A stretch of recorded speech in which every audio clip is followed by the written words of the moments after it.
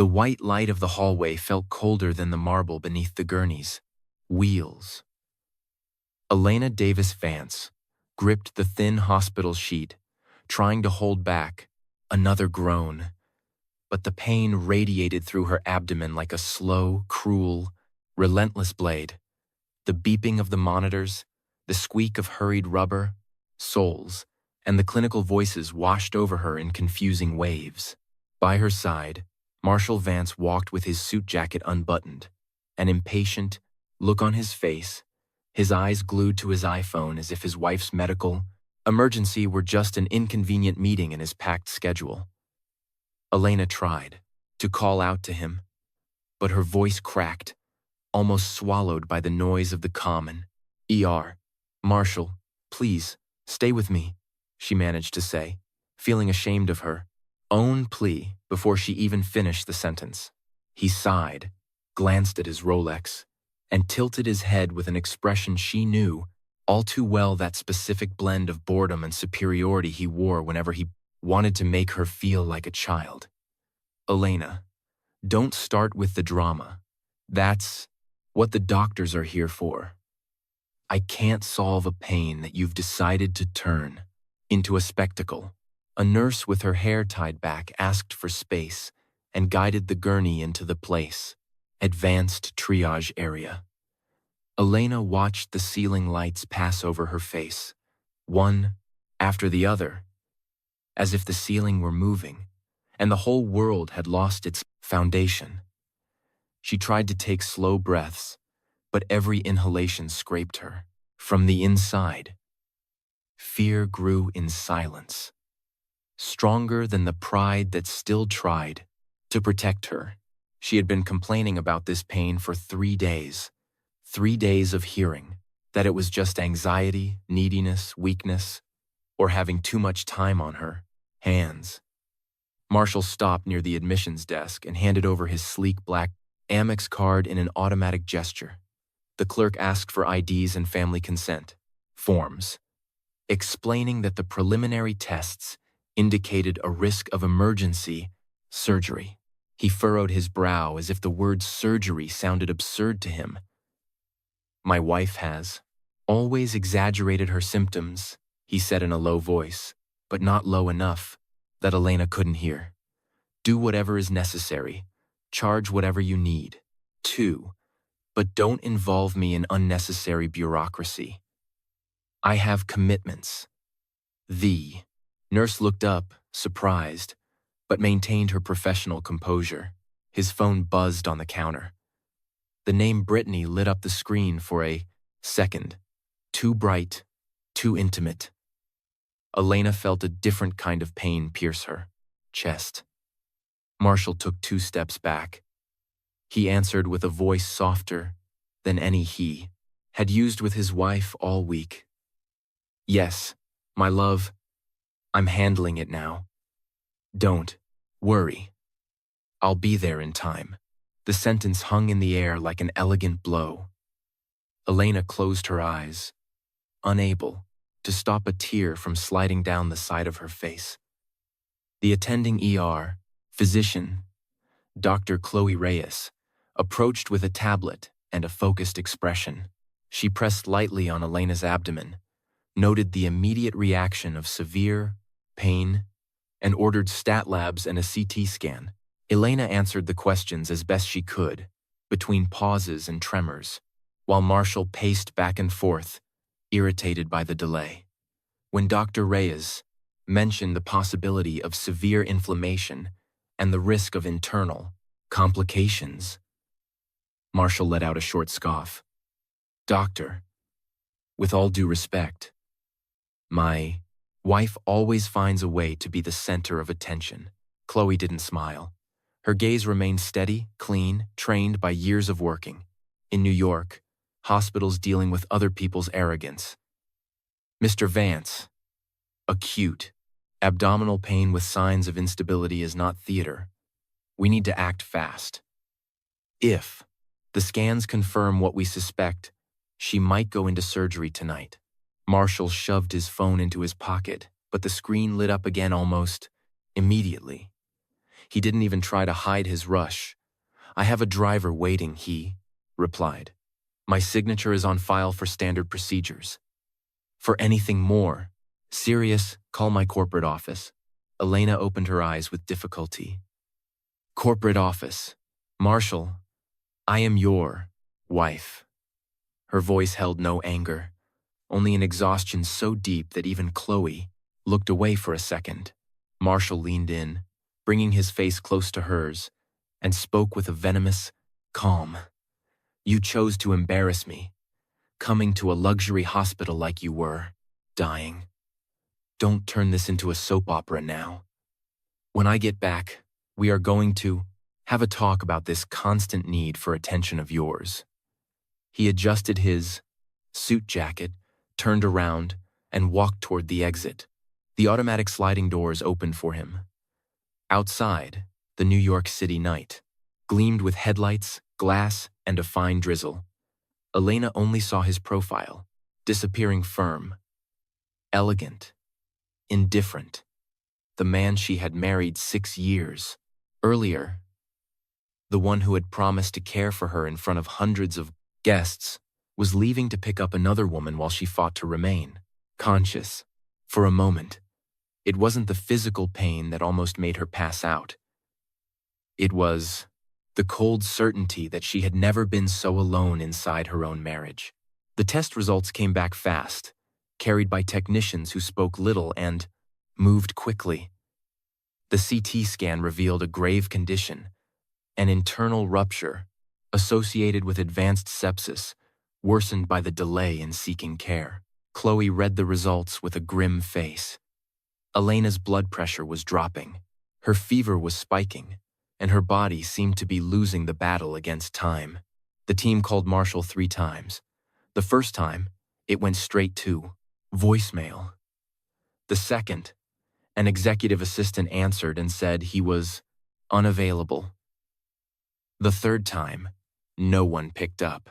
Street Aurelia Medical Center was known for treating Wall Street billionaires, politicians, and families who used their last names like crests. Yet, that night, no amount of wealth could change the essential fact. A young woman, pale, drifting in and out of consciousness, needed immediate surgery. The chief of staff was called, and with him came a silent tension. Emergency. Procedures could be authorized by the medical team in the face of imminent death. But this case touched a highly influential family, and Marshall Vance was not a man accustomed to being crossed without retaliating later. While they debated protocols, Elena floated between sounds and memories. She saw the empty kitchen of the Vance Upper East Side townhouse, where they had left a Grayson's cup of untouched tea that morning. She saw her mother-in-law, Lucille, saying that elegant women endured discomfort without calling 911. She saw Marshall, looking at her as if her fragility were a moral failing. And further away, she saw a dark-haired boy holding her hand on a childhood afternoon, promising he would never let her fall. His name surfaced in her mind, like a candle lit in the dark. Raphael. Raphael had disappeared when she was 12, after the accident that destroyed the Davis family. For years, they said he had died at sea, that his body was never found because the storm had swallowed everything. Elena had grown up, carrying that absence like an invisible scar. First, she lost her parents, then her brother, then her home, and finally, the courage to argue with whoever made decisions for her. When Marshall appeared, elegant and protective, she mistook control for safety. Now, on the cold gurney, she discovered she had built an entire life on a comfortable lie. On the 12th floor, in an operating room reserved for complex cases, Dr. Raphael Monroe was finishing a surgery that had lasted 9 hours. He peeled off his plainasblanks.org, gloves with precise movements, scrubbed his hands, and listened to the resident summary. without showing fatigue. Tall, serious, with dark hair, lightly graying at the temples, he carried the quiet authority of someone who never needed to raise his voice to be obeyed. To his surgical team, he was the most brilliant surgeon in the country. To international boards, he was a billionaire investor in medical technology. To himself, he was a survivor. The door swung open before he could leave. Chloe entered with a tablet in her hands and urgency in her eyes. "Dr. Monroe, we need you in the ER.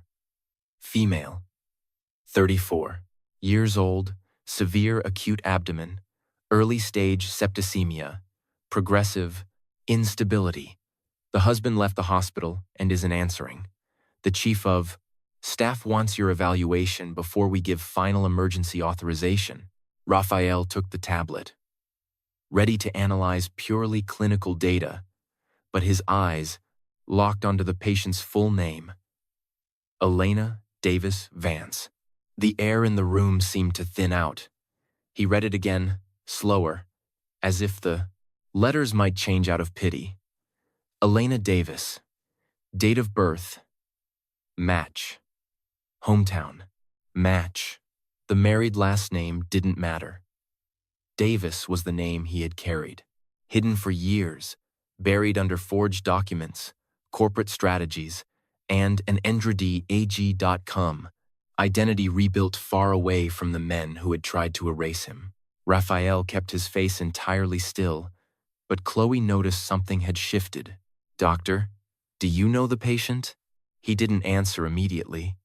He just zoomed in on her file, looking for an old mark, any physical note. There was an intake photograph taken minutes earlier. Her face was pale, her lips colorless, her brown hair plastered to her forehead with sweat. Yet, even so, there she was, the little girl who used to run through the halls of the old Davis estate, stubborn, luminous, always carrying books, bigger than her own hands. Raphael felt a brutal pressure in his chest, but his iron discipline conquered the shock. "Where is she?" he asked. Chloe replied that Elena was awaiting transfer, and Raphael walked out without waiting for anything else. Every step was measured, hiding a hurricane that no one there could possibly imagine. When he entered the trauma bay, Elena was semi-conscious. The fever gave her skin a damp sheen, and her hand trembled over the sheet. Raphael approached from the left side, where the light allowed him to better check her pulse. There it was.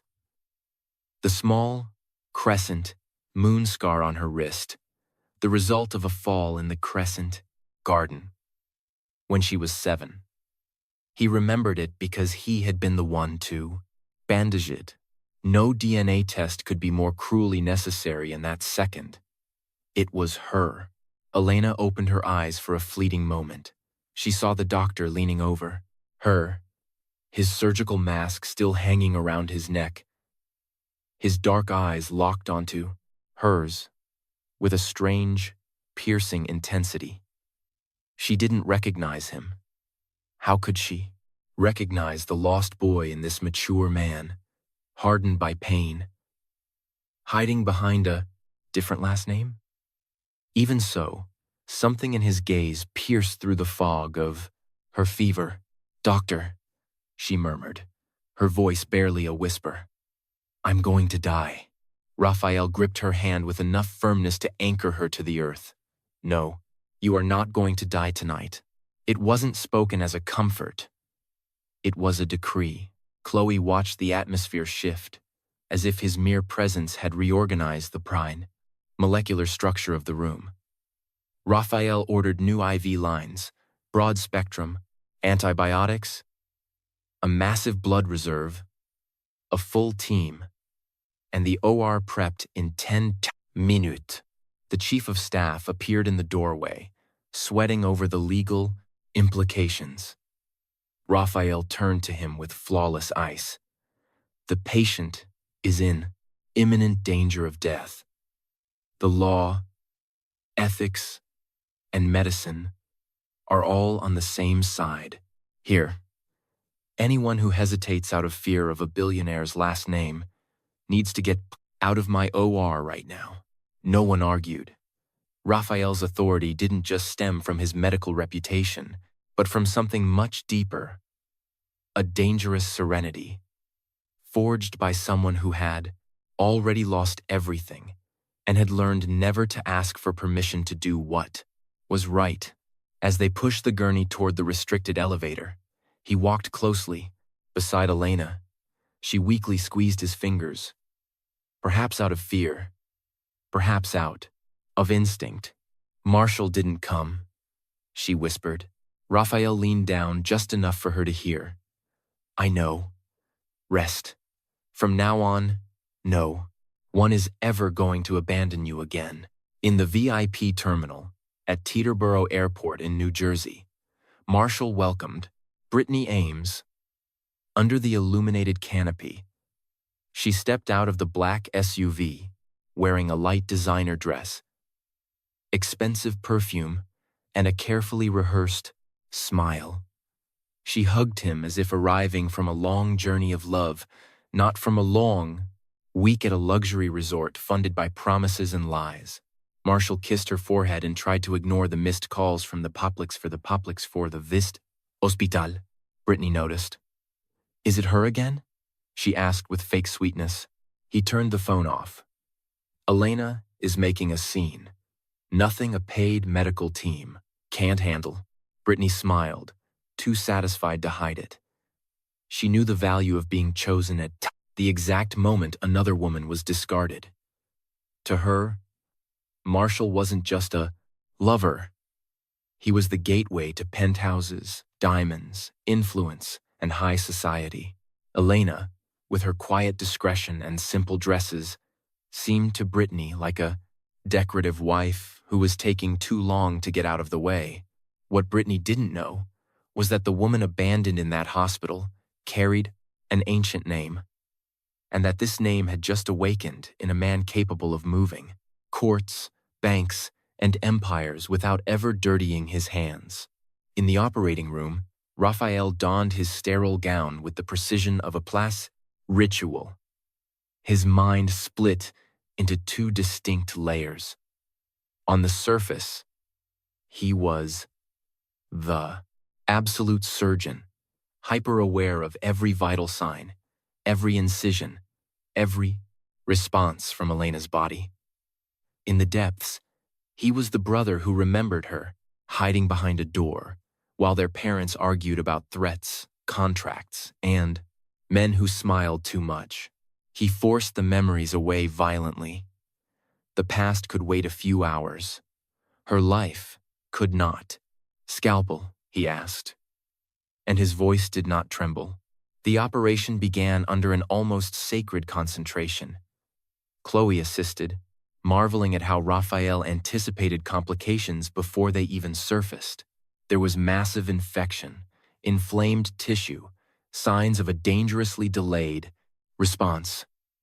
Every minute confirmed that Elena would have died had she stayed at home a few hours longer, obeying the indifference of the Vance family.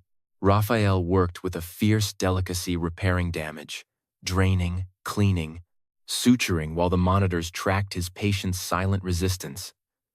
At one point, her blood pressure plummeted. A resident lost all color in his face. Raphael just looked up. She stays with us. Push epi. Keep going. It was 3 hours of controlled combat. When the worst was over, no one cheered, out loud, but the room breathed differently. Raphael closed the final suture, like someone sealing a vow. Elena had survived, though the road to recovery would be agonizingly long.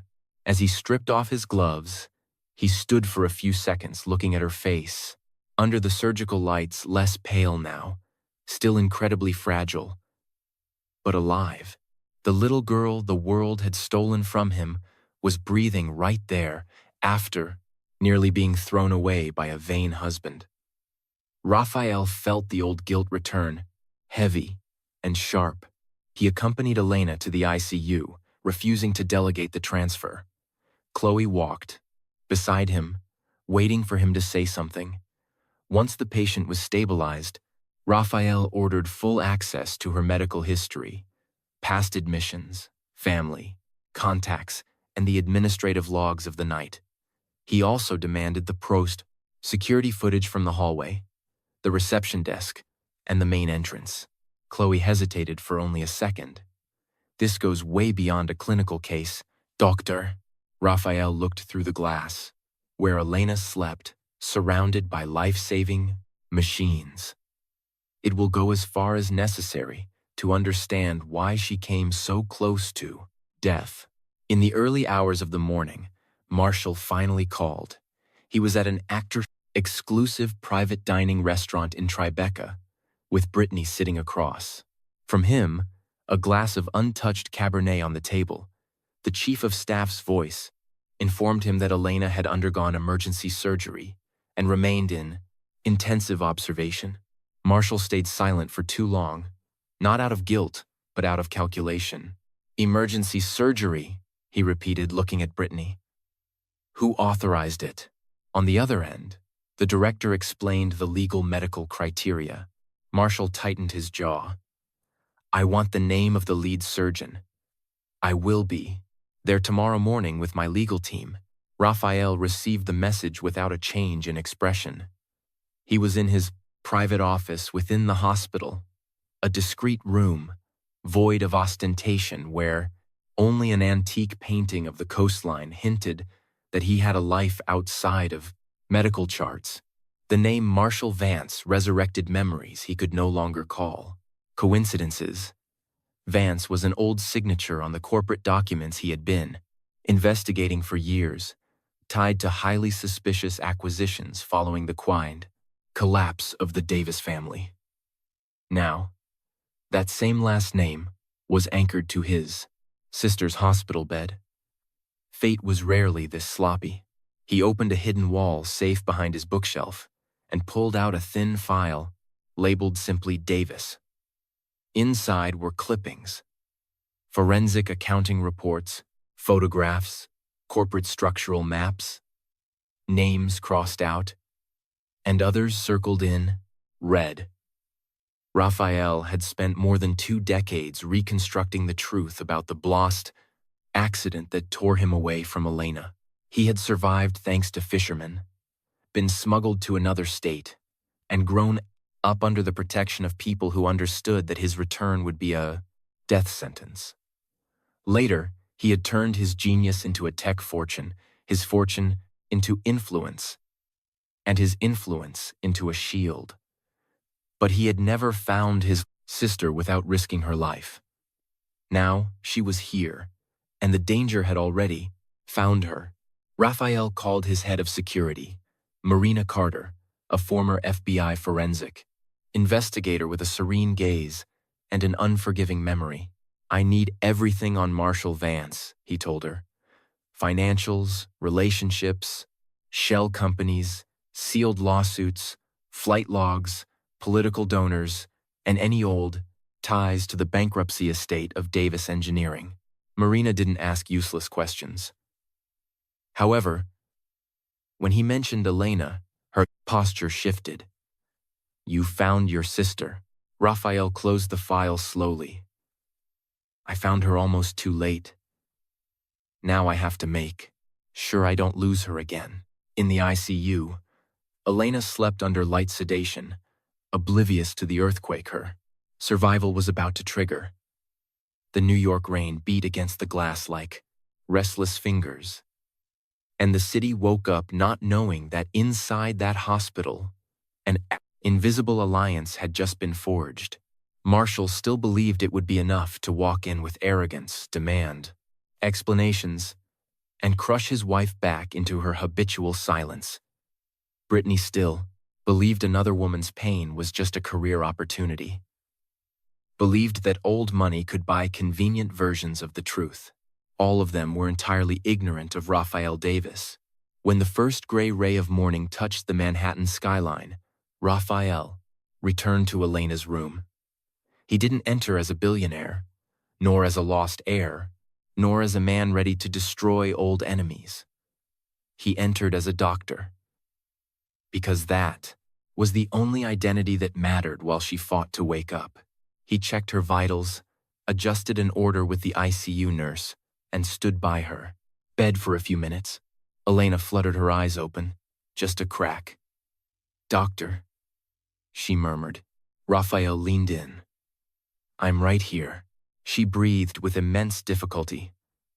"Don't let Marshall make decisions for me." Those words confirmed more than any investigative report could. Elena knew, in some lucid, hidden part of her soul, that the danger wasn't just the sepsis. Raphael gripped the bedrail to suppress the overwhelming urge to reveal everything right then, to tell her he was her brother, that he had come back, that she would never have to face any of them alone again. But prudence, forged in years of being hunted and staying silent, spoke louder. Not yet. Before handing the truth back to Elena, he needed to amputate the hands of the people who might use that truth as a weapon against her. He stepped a fraction closer, keeping his voice low and unwavering. "No one is. I'm going to make a single decision for you without your express consent. You have my word." Elena seemed to relax, as if that promise unlocked an ancient, rusted door. Inside her, she closed her eyes again. Raphael stood perfectly still, listening to the fragile rhythm of the machines, and understood that the surgery of the previous night had been merely the opening skirmish.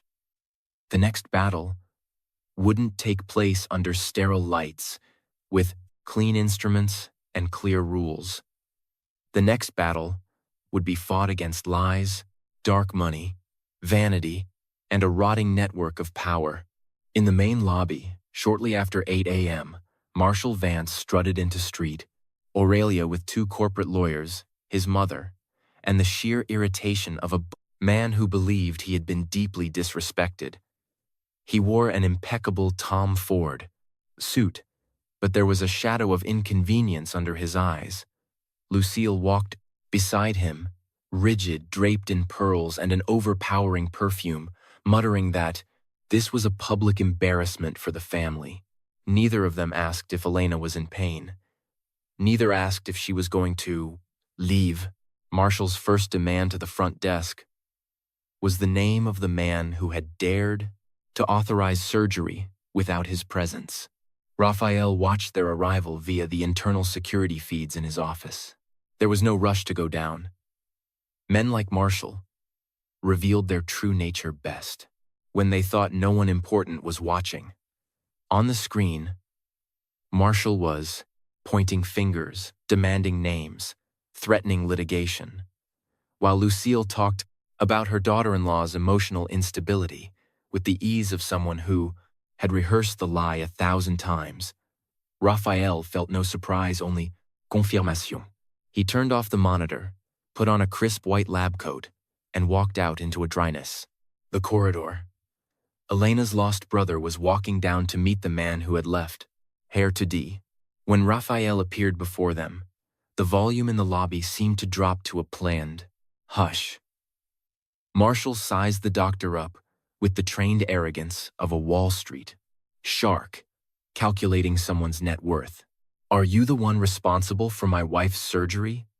he asked, skipping any greeting. Raphael stopped at the exact correct distance, neither submissive nor provoking. "I am the surgeon who saved her life." The deliberate choice of words hit Marshall like an insult. Lucille narrowed her eyes. "Do you have any idea who you are talking to?" Raphael held her gaze effortlessly. "I know enough not to be impressed." For a few seconds, no one moved. The tension rippled through the lobby like a low-voltage electrical current, touching nurses, receptionists, and waiting patients. Marshall offered a hard, corporate smile, fully prepared to crush this man with board complaints, bad press, and lawsuits. But there was something in Raphael's eyes he couldn't quite label a calm that didn't stem from ignorance, but from restrained, absolute power. Behind that calm were decades of loss, brutal discipline, and a buried truth about to detonate. Marshall didn't know it yet, but he had just met the one man on earth he should never have underestimated. Elena woke up like someone returning from a place without walls, where time had no shape, and pain was just a distant shadow waiting by the door. Steady beep of the monitors. Then the sharp scent of antiseptic. Then the crushing weight of her own body on the mattress. She tried to move her hand and felt the fragile tug of an IV line. The room's light was soft, filtered by sheer curtains, but her eyes still burned. For a few seconds, she didn't know if she was actually alive or just dreaming. Of a merciful pause, memory returned in jagged shards. The blinding white hallway. Marshall staring at his phone, his voice calling another woman my love. The freezing metal of the gurney. The sensation of her body tearing open inside, while everyone waited for a signature that wasn't coming. Elena tried to take a deeper breath, and a dull ache flared beneath her. Bandages. A cruel reminder that she had barely survived. An ICU nurse approached immediately, smiling cautiously. "Mrs. Vance, try not to move. The surgery was a complete success, but you need strict bed rest. You're safe." Safe? The word sounded too beautiful to belong in her life. Elena looked toward the window, where a gray Manhattan morning reflected off the high glass of the Grace Hospital. For 6 years, safety was the elegant name Marshall had given to the invisible prison he had built around her.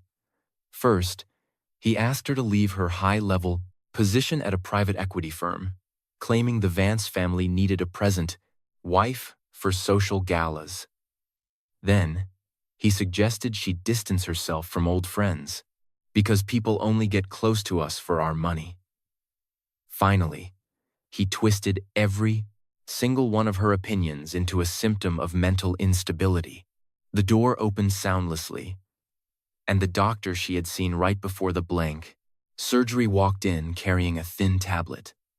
He wore a white coat, a dark shirt, and an aura of absolute calm that wildly contradicted the chaos Elena held in. Her memory. The nurse straightened her posture with profound respect. "Good morning, Mrs. Vance," he said. "I am Dr. Raphael Monroe, the lead surgeon. On your case." His voice had a low, grounding firmness, almost familiar.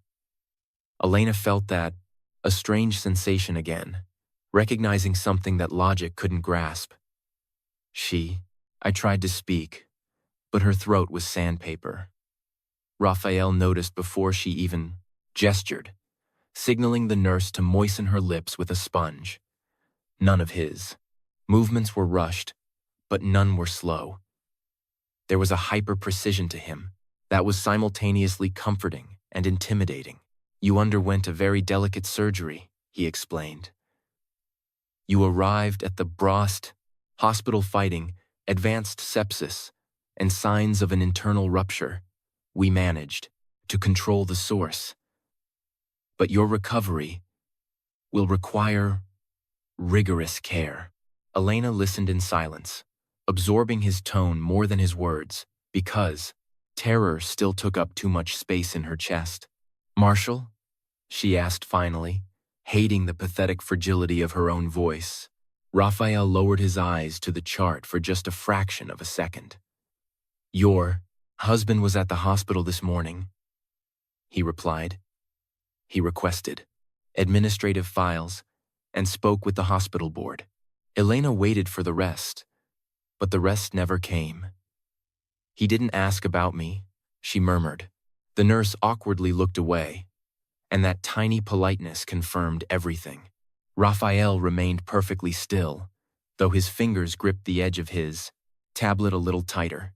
The right questions don't always come from the right people, he said quietly, but you will be fully informed of absolutely everything regarding your body and your treatment. Elena closed her eyes.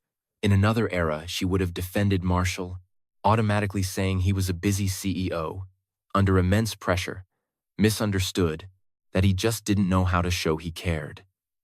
Now, after hearing his voice, choose Brittany while she was bleeding out internally, the excuses felt like old furniture in a burning house. There was nowhere left to put them. When she opened her eyes, Raphael was still there. There was an almost painful attentiveness in the way he studied her, but also a fierce prudence that seemed to hold back an ocean of words. "Do you know me?" she asked, without planning to. Raphael held her gaze for one long heartbeat. "I know your case now, Mrs. Vance, and that is enough for me to take your protection very seriously." The answer was textbook, professional, yet not entirely true. Elena sensed the fracture in it. For years, she had lived surrounded by polite lies, and she had learned how to feel when one sentence was hiding another. Yet, with this man, the secret didn't carry the stench of Marshall's manipulation. It carried the spential's weight of something ancient, perhaps agonizing, perhaps too dangerous to hand over without preparation. Outside the ICU, in a restricted corridor, Marshall was speaking to Bernard Lang, his lead attorney, as if they were in a Madison Avenue boardroom. "I want to review every single document signed by this hospital. I want to know why I wasn't consulted. I want a copy of her complete medical file." Bernard, a thin man with wire-rimmed glasses, reminded him that there were strict HIPAA limits regarding access without the patient's express authorization. Marshall turned slowly, deeply offended. "She is my wife." The lawyer hesitated. "Even so, medical autonomy belongs to the patient." The word autonomy made Marshall scoff, as if it were a ridiculous academic fantasy. Lucille Vance sat in a leather armchair, legs crossed, her pearls gleaming, against the dark fabric of her dress. She showed no concern for Elena's life, only supreme irritation at the public inconvenience. "That girl has always had a tendency to dramatize," she said. "From the moment she married into this family, she brought this sort of melancholic fragility with her. Marshall, you should have been firmer from the start." He ran a hand through his hair. "I was firm, Mother, but Elena has this unbelievable talent for playing the victim. Now, some random doctor thinks he has the right to treat me like a suspect." The elevator dinged, and Brittany Ames stepped out wearing oversized designer sunglasses, holding an expensive bouquet of white lilies, sporting a heavily rehearsed expression of solidarity. Marshall stiffened, hyper-aware of the hospital staff watching. Lucille didn't hide her absolute disgust, but she didn't order her to leave either, because Brittany had been proving useful at social galas and in whispering campaigns with investors.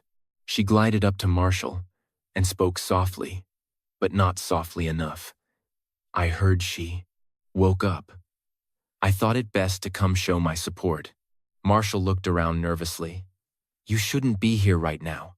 Brittany slowly lowered her sunglasses. "I came as a friend of the family," she purred. The tiny smirk she shot at Lucille was a declaration of war wrapped in silk.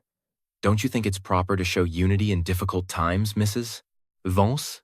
Lucille measured the younger woman from head to toe. "Unity requires discretion." Brittany took the hit without losing her sweet facade. "Of course. And discretion is such a rare virtue." Marshall realized these two women could ruin his entire morning if they kept at it. He grabbed Brittany by the elbow and marched her a few steps away. "Just do exactly what I tell you," he hissed. Inside the room, Elena heard muffled voices in the hall and recognized a female laugh that definitely didn't belong to a nurse. Her entire body felt like it was turning to ice. Raphael heard it too. His face didn't change, but he smoothly repositioned himself between her bed and the door, a casual gesture that effectively built a border wall. "Do you authorize entry for Marshal Vance? Or any visitor brought by him?" he asked cleanly. Elena turned her face to the window. For years, authorizing or denying had never felt like an option. Now, the simple question cracked open a window to breathe. "I don't want to see him right now," she replied, genuinely shocked by the iron, still buried somewhere deep inside her. Raphael didn't praise her, didn't dramatize it. He simply accepted her decision. As sovereign law, your directive will be logged. No one comes in without your express permission. The nurse typed it into the Epic system. Elena felt an unexpected, almost dangerous emotion. It wasn't happiness. It was the very first signal that perhaps her free will still had a pulse. For so long, Marshall had treated her boundaries as insults. The doctor, standing in front of her, treated her boundaries as federal law. The decision triggered an immediate explosion outside. Marshall received the prions, news from the floor supervisor, and turned purple with rage. "What do you mean? She doesn't authorize. She is heavily sedated, vulnerable, and being manipulated by this staff." The supervisor kept her tone flat. "The patient is lucid enough to dictate her. Visitors, you may leave a message and return at another time, should she desire." Twist. Marshall took a threatening step forward, but Raphael materialized in the placed Anaver corridor before the intimidation could land. "Mr. Vance, your wife requires absolute bed rest. Any disturbance will be formally documented as interference with her medical recovery." Marshall pivoted to him with a menacing grin. "You seem highly invested in my wife, Doctor." Raphael didn't blink. "I am highly invested in my patient's life." Marshall let out a dry bark of a laugh. "Patient. Right. And since when do doctors decide who a husband can see?" "Since the patient decided it," Raphael answered. The simple sentence slammed into the hallway louder than a scream. Brittany, standing behind Marshall, watched the doctor with growing curiosity. There was something in him that completely refused to bend, and it unsettled her. Lucille stood up, approaching with hostile elegance. "Doctor, our family has had an excellent philanthropic relationship with this hospital for decades. It would be very unwise to create unnecessary conflict over an emotionally unstable woman." Raphael turned to her. "The medical chart does not support that description, Mrs. Vance. What it does support is a dangerous delay in seeking care, textbook, signs of medical negligence, and a patient who explicitly asked not to receive visitors." Lucille paled just enough to reveal that the word negligence had hit its mark. Marshall caught it and stepped between them. "Watch your accusations," Raphael replied without raising his volume. "Watch the facts." The tension escalated to the point of attracting the chief of staff, who scrambled over to soften the situation with corporate PR jargon. Raphael, however, didn't retreat an inch. He knew that Marshall needed to feel the brick wall before trying to dangerously vault over it. Men accustomed to doors flying, open for their black cards, usually got incredibly sloppy when faced with the first locked door of their lives, and sloppiness produced evidence. Marshall, for his part, decided he would utterly destroy this doctor, not in this hallway, not in front of his mother and his mistress, but soon. His ego would allow no other outcome. Elena, protected behind the heavy wooden door, couldn't hear the exact words, but she felt the atmospheric pressure drop. One part of her trembled, bracing for Marshall to burst in, screaming about how she was ungrateful, how she was humiliating his legacy. But another part of her, smaller, older, stayed perfectly still and watched. Perhaps this was all that remained of the old Elena Davis, the brilliant financial analyst capable of reading labyrinthine balance sheets and finding massive fraud where old men only saw respectable numbers. That part of her wasn't crying. That part was logging patterns, calculating risk, and waiting for an opening. In the late afternoon, Raphael returned to her room with Chloe. They explained the recovery protocol: heavy 4, antibiotics, strict rest, light physical, therapy, and intense monitoring. Elena listened with laser focus. She asked about pathology reports, recovery timelines, and long-term limitations. Chloe noticed the stark shift and smiled.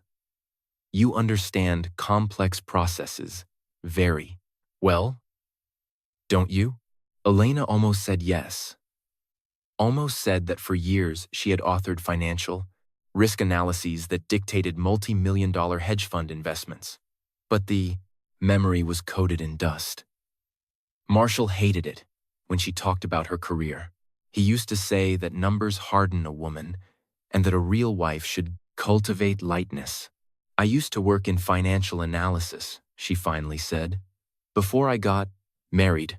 Raphael showed no visible reaction, but he locked that information in a mental vault. You still do, if you know how to look at the data, Chloe replied kindly. Skill doesn't just evaporate because someone tries to convince you it did. Elena went quiet. The sentence hit a wound that hadn't bled in a long time, but still ached. Raphael noticed the suppressed shine in her eyes and decided not to push. Elena's return to herself had to be conquered by her, not handed over like emotional charity. When Chloe left, Raphael stayed behind to adjust a drip. Elena watched him as he checked the med labels. Dr. Monroe? Why do you always look like you're angry? He looked up, surprised. Do I? You look like someone trying very hard not to look angry. For the first time, the ghost of a smile almost touched his face, vanishing before it fully formed. Some situations require heavily controlled outrage. Elena breathed slowly. My husband is going to try to make you look like the villain. It's what he does. When he can't control a person, he controls the narrative about them. Raphael closed her chart. Then we will preserve the truth before he has the chance to edit it. The phrase hung between them like a silent blood pact. Elena realized this. Doctor was not naive. He was already anticipating a full-scale PR war. It terrified her and comforted her simultaneously. For years, Marshall's most lethal weapon had been his ability to spin reality. If she cried, she was unstable. If she went quiet, she was cold. If she disagreed, she was ungrateful. If she got sick, she was dramatic. Now, for the very first time, someone was looking at the machinery, not just the product. Elena felt a sudden, desperate urge to tell him everything, but exhaustion dragged her eyelids shut. That night, Marina Carter handed Raphael her preliminary dossier. She had found records of Elena's previous admissions to boutique private clinics, all paid, from shell accounts linked to Vance's corporate office, all classified as exhaustion, dehydration, or minor household accidents with zero follow-up investigations. There were also heavy prescriptions for sedatives issued by a concierge doctor on the Vance family payroll. Though Elena had no formal psychiatric diagnosis on record, Raphael read every page with a jaw so tight it ached. This wasn't just neglect. This was methodical, sociopathic construction of a paper trail of fragility, perfectly designed to discredit any future allegations she might make. Marina slid a second folder across his desk. There's more. 3 months after the wedding, Elena signed sweeping, irrevocable powers of attorney granting Marshall total financial control. 2 years later, residual equity tied to the place, old Davis Engineering bankruptcy was transferred into a holding company, controlled, indirectly, by Vance Partners. Her signature is on every single transfer instrument. Raphael flipped through the photocopies. The signature was Elena's, but the strokes were jagged and erratic on certain dates. Sedation, coercion, manipulation, or partial forgery, Marina stated flatly. We need the originals. Raphael closed the file. We will get them. But first, she needs to stay alive and out of his reach. Meanwhile, Marshall was having dinner with Lucille in the private dining room of the Vance townhouse. Brittany hadn't been invited, which left her seething in of her own apartment. But Marshall needed to listen to his mother without distractions. Lucille set her crystal wine glass down. That doctor is a massive liability, not because of his medicine, but because of his posture. He has absolutely no fear of us. Marshall sawed into his steak a little too aggressively. Every man has a price, or a pressure point. Find out what his is. Lucille looked at her son with calculated disappointment. You underestimated. Elena, do not make the exact same mistake with the man protecting her. Marshall scoffed. Elena doesn't have anyone. She never did. Her family was wiped out before she even learned how to defend herself. Lucille fell completely silent for a moment, and something incredibly old flashed across her face so fast, Marshall almost missed it. The Davis family was wiped out because they trusted the wrong people, she said softly. Not because they were weak. Marshall stopped chewing. What is that supposed to mean? Lucille instantly recovered her icy facade. It means dead names can still cause a lot of noise when someone decides to start digging. Fix this PR crisis before ambitious reporters start asking questions about the past. In the hospital, Elena dreamt of her brother. In the dream, Raphael was still 15, wearing a blue shirt soaked with rain. He was running down a dark, coastal highway, screaming her name. But heavy oak doors kept slamming shut between them. She tried to reach him, but Marshall appeared, holding a gold fountain pen, telling her she had already signed away her right not to be alone. She jolted awake, heart hammering against her ribs. The night nurse rushed in to calm her, and moments later, Raphael appeared as if the entire hospital was wired to an alarm. Only he could hear. It was just a nightmare, she murmured, wiping her face, embarrassed. Raphael checked her monitors before speaking. Nightmares are usually just your memory begging for attention. Elena turned her head to look at him in the dim light. I dreamt about my brother. He died when I was a little girl. The word died came out small and fragile, as if after all these years, she still couldn't fully believe it. Raphael felt the walls of the room close in on him, but he kept his voice leveled. I'm very sorry. What was his name? Elena stared at the ceiling. Raphael. He promised he would always come back for me. The silence that followed was so thick that the nurse paused by the doorway, unsure if she should leave.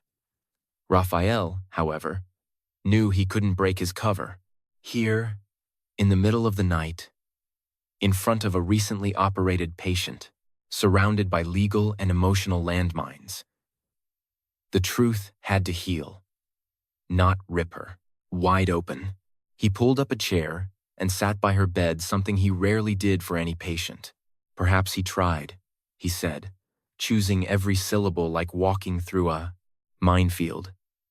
Sometimes, just surviving requires taking paths that look exactly like abandonment to the people left behind. Elena closed her eyes, and a single, silent tear slipped down her temple. I waited for him for years. Raphael stayed in that chair until she fell back into a deep sleep. When he Simway finally walked out, his expression had hardened into something definitive and terrifying. The war against Marshal Vance was no longer just a reaction to the medical abandonment of that night.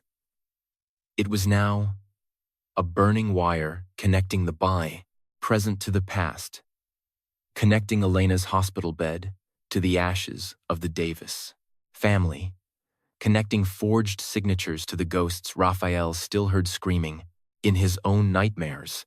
He would not allow himself to act on impulse. Impulse was a luxury for the weak. He would act with cold, surgical method. Every document, every security camera, every witness, every contradiction would be weaponized.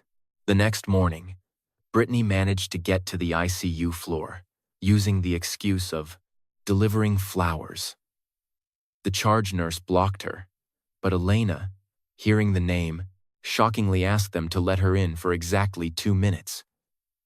The nurse hesitated and paged Raphael, who authorized it only after confirming he would stand right outside the open door. Brittany floated in, wrapped in expensive perfume and aggressive delicacy. The massive arrangement of white lilies looked like it had been chosen for a funeral. Elena watched her without moving a muscle. "You look much better than I imagined," Brittany said, dropping the bouquet on the side table. What a relief. Elena felt the ancient conditioned urge to shrink into herself, but the raw, physical pain in her core kept her as still as a wounded queen. "I'm surprised. Myself," Elena replied flatly. Brittany smiled, a viper's smile. "Marshall has been just devastated. He just doesn't know how to handle hospitals." Elena stared at the lilies. "He knows how to handle Teterboro Airport just fine." The sentence was delivered low, almost devoid of emotion, and because of that, it hit like a sniper round. Brittany blinked, her sweetness slipping for a fraction of a second. "Did you hear things out of context? Important men live under pressures that women like us don't always understand." Elena locked eyes with her. "There is no women like us, Brittany. There is you, and there is me." The door swung wide open before Brittany could formulate a comeback. Raphael entered with calculated casualness. "Visiting time is over." Brittany turned to him, flashing a flirty, interested smile. "Doctor, I was merely offering my support." Raphael glanced at the funeral flowers. Attempting to humiliate the patient. Brittany flushed red, then let out a breathy laugh. "Are you always this severe?" "Only when absolutely necessary." He signaled the nurse, who promptly picked up the bouquet and threw it in the biohazard bin. Brittany strutted out with perfectly controlled steps, but her knuckles were white around the strap of her Birkin bag. In the hallway, she crossed paths with Marshall, and her fury met his like a spark hitting dry kindling. Inside, Elena gasped for air the second they were alone. "I shouldn't have let hair in." Raphael adjusted her IV drip, sometimes looking clearly at the monster in the monster. "Room is worth more than avoiding the discomfort." Elena let out a tiny laugh that quickly turned into a wince of pain. "She wants me to feel utterly replaceable." Raphael looked down at her. And did she succeed? Elena took a long time to answer. Before, maybe. Today, she just looked, incredibly desperate to prove that she won. Raphael nodded approvingly. "That difference is everything. Elena realized, with genuine astonishment, that the gears in her brain were beginning to turn again. 2 days later, Marshall was finally authorized to see Elena, but strictly for 10 minutes, and under the ironclad condition that they discuss zero legal or financial matters. He marched in with a bouquet infinitely more expensive than Brittany's, wearing the face of a deeply concerned husband and eyes full of sharp reprimand. Elena was propped up on pillows, pale, but entirely lucid. Raphael stood near the window, ostensibly reviewing her digital chart. Marshall despised his presence instantly. "My darling," Marshall said, stepping close to the bed. "You gave us such a terrible scare." Elena did not reach for his hand. "Did I give it, or did I receive it?" His manufactured smile wavered. Marshall tilted his head condescendingly. "You are clearly very fragile, so I am going to completely ignore that tone. The entire family is worried sick. My mother barely slept." Elena pictured Lucille Vance, sleeping on Egyptian cotton sheets probably, irritated by the prospect of a society scandal, and felt a bizarre, profound, calm wash over her. "How wonderful that someone finally got some rest for me." Marshall snapped his head toward Raphael. "Doctor, I demand to speak with my wife in private." Raphael closed his tablet. The patient explicitly requested medical supervision. During this visit, Marshall leaned over the bed, dropping his voice to a dangerous hiss. "Elena, tell him to get out." She felt the old, familiar spike of terror, and then she felt the terror evaporate. "No, Marshall. I want the doctor right here." Her answer was simple, but to Marshall, it sounded like public treason. He straightened his posture, and the mask of a loving husband shattered for a split second. "You are being manipulated. This random doctor shows up out of nowhere, and suddenly you turn against your own husband?" Raphael spoke before Elena had to.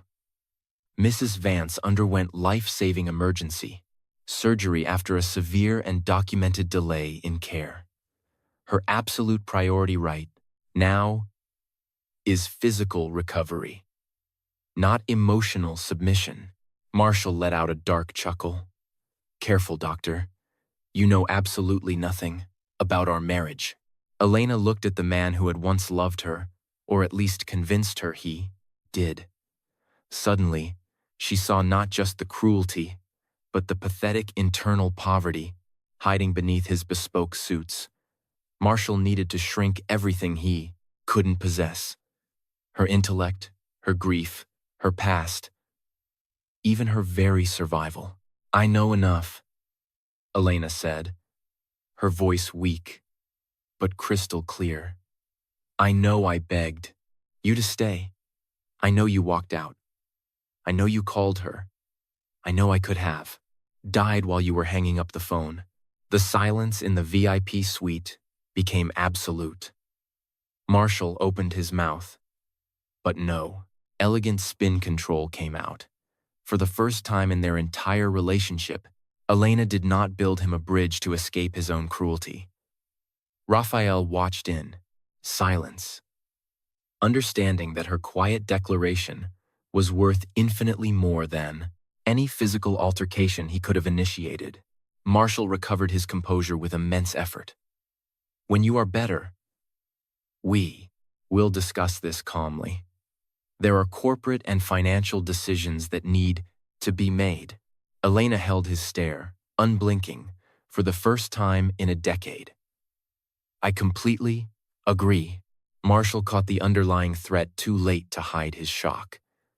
The woman, lying in this bed, was not the same broken bird he had abandoned on the triage gurney. As he walked out, Marshall paused next to Raphael and murmured, for his ears, "Only, this is not over."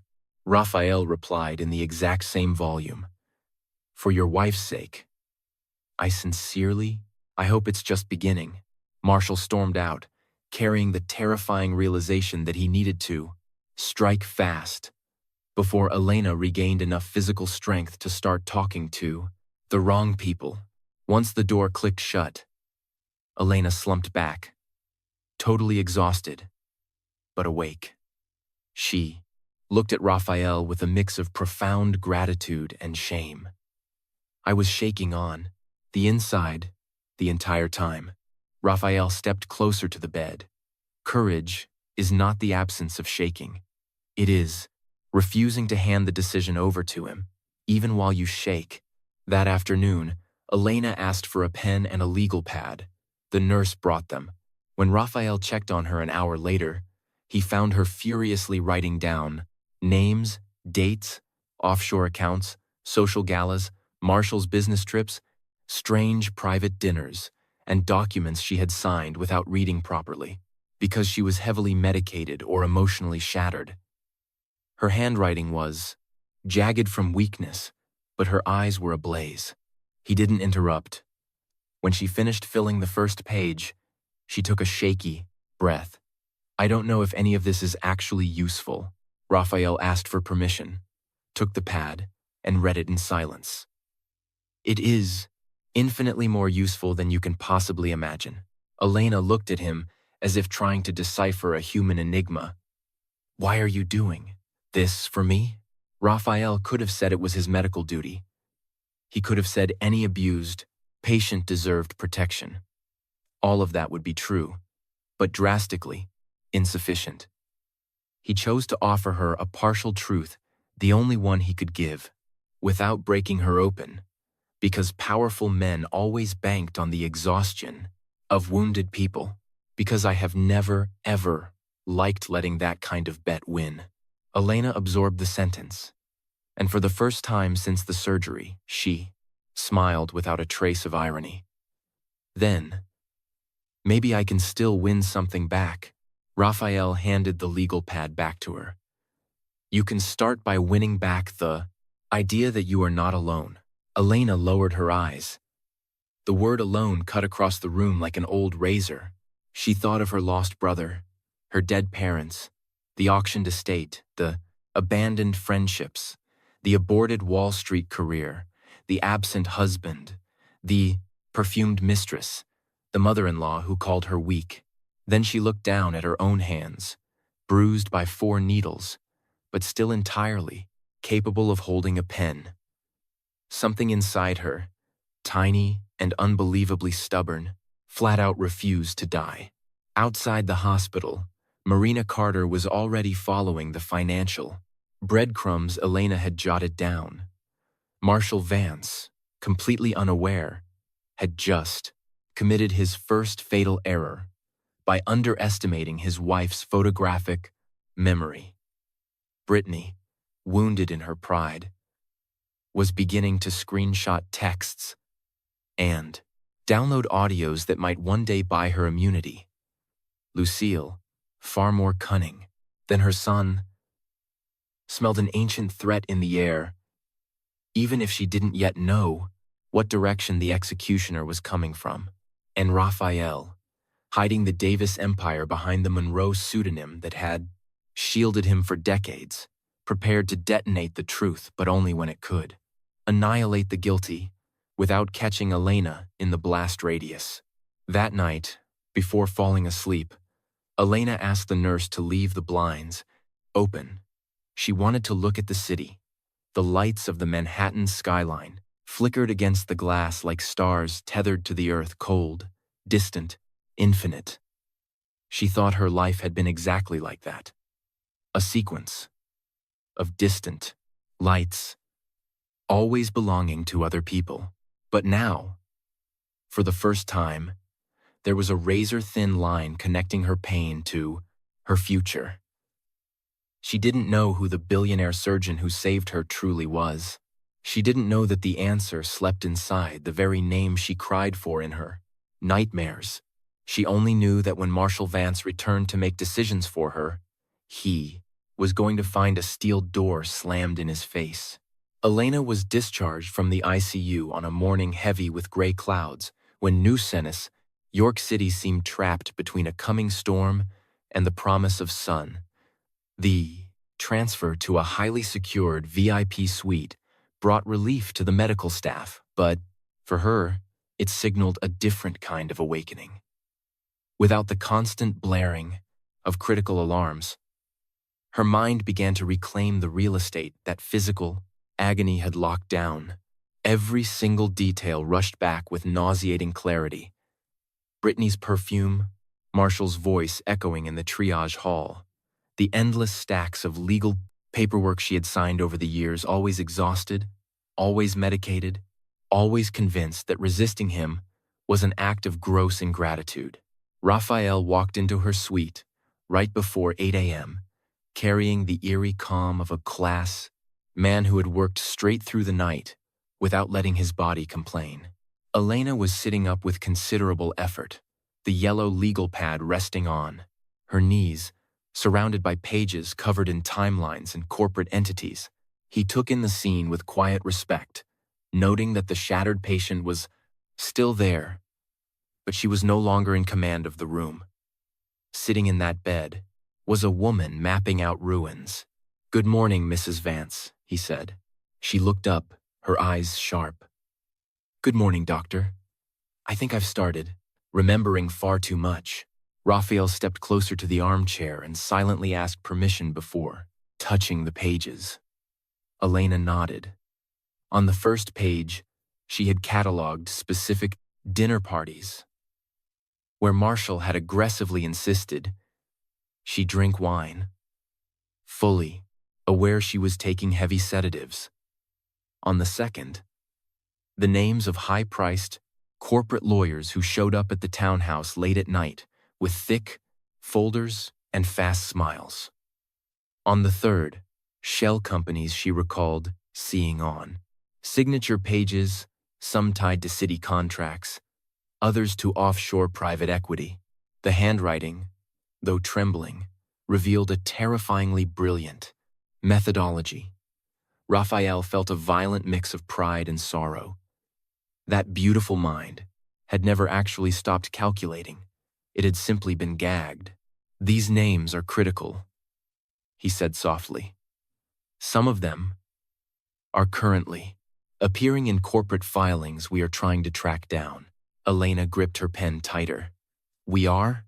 Raphael recognized the weight of his slip. "I have no intention of invading your life. I simply want to provide you with the structural resources so you can decide what to do with this information." She studied his face, hunting for the hidden agenda behind his surgical precision. "You speak to me like a doctor, but you operate like a man accustomed to dismantling empires." Raphael closed her medical chart slowly. "Sometimes, in order to save a patient, you have to understand the architecture of the building that poisoned them." Elena didn't answer right away. Ever since she woke up from the anesthesia, she had felt Raphael walking a microscopic invisible line. He was too deeply invested to be just professionally curious, and too guarded to be just a savior. Yet, his presence didn't suffocate her. Unlike Marshall, who packaged control and labeled it protection, Raphael handed her blueprints and waited for her to choose a path. The difference was wildly disorienting. Perhaps absolute freedom is terrifying when it arrives after years of disguised captivity. Marina Carter arrived a few minutes later, introduced simply as a legal and investigative consultant attached to the hospital for highly sensitive cases. Elena told her everything she could remember about the broad powers of attorney, the late-night meetings in the Vance library, and one specific evening where she had woken up entirely disoriented after taking a new vitamin Marshall had handed her. When she finished, she braced herself for pity. Marina gave her something infinitely better: absolute professional respect. "You are describing a systemic pattern, Mrs. Vance, not isolated marital incidents," Marina said flatly. That sentence had the effect of throwing open a window in a suffocating room. A pattern. Not drama, not exaggeration, not a bipolar episode. A pattern. She took a slow breath, feeling the surgical staples pull, and realized that her history, when organized by a forensic mind, ceased to look like a pathetic string of personal failures. It revealed itself as a calculated, patient, socially acceptable architecture of abuse. Marshall had never needed to raise a blank hand to destroy her. He simply walled her in with convenient medical diagnoses, toxic gaslighting, and legal fine print. Elena felt a wave of burning shame for not seeing it sooner. Then came the rage. Then came a cold, terrifying lucidity. Marina swiped open an iPad on the table. We have preliminary evidence indicating that residual assets linked to the bankruptcy of Davis Engineering were washed through a sequence of shell companies until they landed in a square mega holding called Apex Capital. The formal controller is an offshore entity in the Caymans, but the local proxy signatories have direct ties to the Vance Group. Elena leaned forward, entirely ignoring the flare of pain in her gut. Apex Capital. I saw that name on a blue legal envelope. Marshall told me it was just a routine corporate restructuring. It didn't matter. Raphael watched her intently. Where did you see it? In the library of the Upper East Side house, there's a wall safe of antique, leather-bound books that no one ever touches. Marina typed rapidly. We need the physical originals, but we cannot move without a bulletproof strategy. Marshall is undoubtedly monitoring your movements, and he might try to destroy or relocate the files after the scene in the hallway yesterday. Elena let out a humorless laugh. He always assumed I paid zero attention to the planet. I house because I was always so quiet. Raphael responded with brutal softness. Silence is not the absence. Perception. Sometimes, silence is just an archive. Elena stared at him, profoundly moved by the exactness of the phrase. For a blank decade, her quietness had been used by the Vance family as proof that her head was empty. Now, this man was calling her an archive, handing her back a dignity she thought was gone forever. Inside the Vance townhouse, Marshall was pacing the mahogany-paneled library, a cell phone gripped in one hand and an untouched espresso in the other. The room was aggressively symmetric, featuring an antique desk where cruel corporate massacres were plotted under the guise of tradition. Bernard Lang, his lead counsel, was flipping through a dossier with a deeply concerned grimace. The situation is highly volatile, Marshall. If Elena files a motion claiming temporary incapacitation or coercion, when she signed those transfers, we are going to have to prove in federal court that she was of completely sound mind. Marshall slammed his espresso cup down. She isn't going to file anything. She is going to come home, take her pills, and rest. Bernard didn't look convinced. Her new doctor might advise her to seek a legal review. Marshall spun around, furious. That arrogant prick doesn't run my house. Find out exactly who he is. I don't want his hospital bio. I want his origins, his offshore money, his political donors, his enemies. Bernard adjusted his glasses. I already put a team on it. There is something highly anomalous. Dr. Raphael Monroe is listed as the founder of Medical Institutes, a massive angel investor in medtech, and a consultant for billion-dollar funds. But his life prior to age 20 is a complete ghost town. The records just don't exist. Marshall narrowed his eyes. Every invisible man is hiding a fatal weakness. Find his. Lucille walked in without knocking, exactly as she did in every room she considered her property. She carried an old, yellowed manila envelope in her hands, which she offered to no one. I could hear your tone from the hallway, she snapped. Screaming doesn't magically turn a massive liability into a solution. Marshall glared at his mother. Are you hiding something from me about the Davis family? Lucille stood perfectly still, and for a fraction of a second, she looked ancient. I am hiding a great many things from a great many people, Marshall. That is exactly how this family survived the 90s. But if you drag the Davis name into the Wall Street Journal, you might discover that some dead men documents that are much more alive than is convenient for us. Marshall stepped closer. What actually happened to that family? Lucille tightened her grip on the envelope. What matters is that Elena was the prior, final useful piece on the board.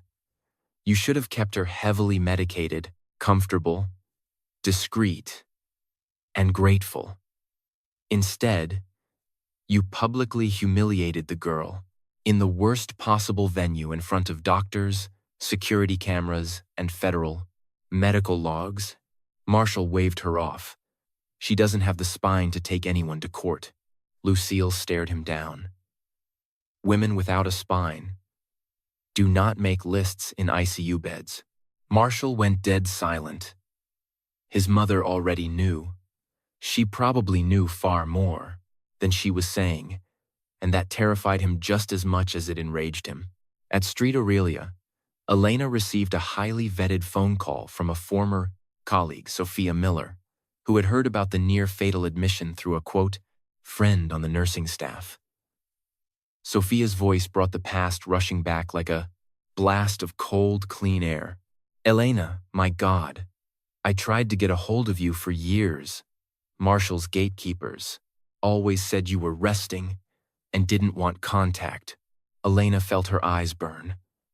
He told me everyone at the firm abandoned me because they were jealous of the marriage. On the other end, Sophia took a shaky breath. That is a pathological lie. You were the most brilliant analyst on our floor. When you quit, nobody understood it. Your internal risk report on the Apex Capital acquisition? People still whisper about it. Elena's heart hammered against her ribs. What report? Sophia explained that just weeks before her sudden wedding, Elena had been auditing a highly suspicious acquisition involving shell companies hiding their ultimate beneficial owners. The name Apex Capital had appeared in a tiny footnote linked to distressed assets originating from an old family-owned Construction Empire. Elena squeezed her eyes shut, clawing through the medically induced fog of the last 6 years. To reach the memory, I found massive inconsistencies. She murmured. Marshall begged me to drop the audit. He said I was getting paranoid and ruining the deal.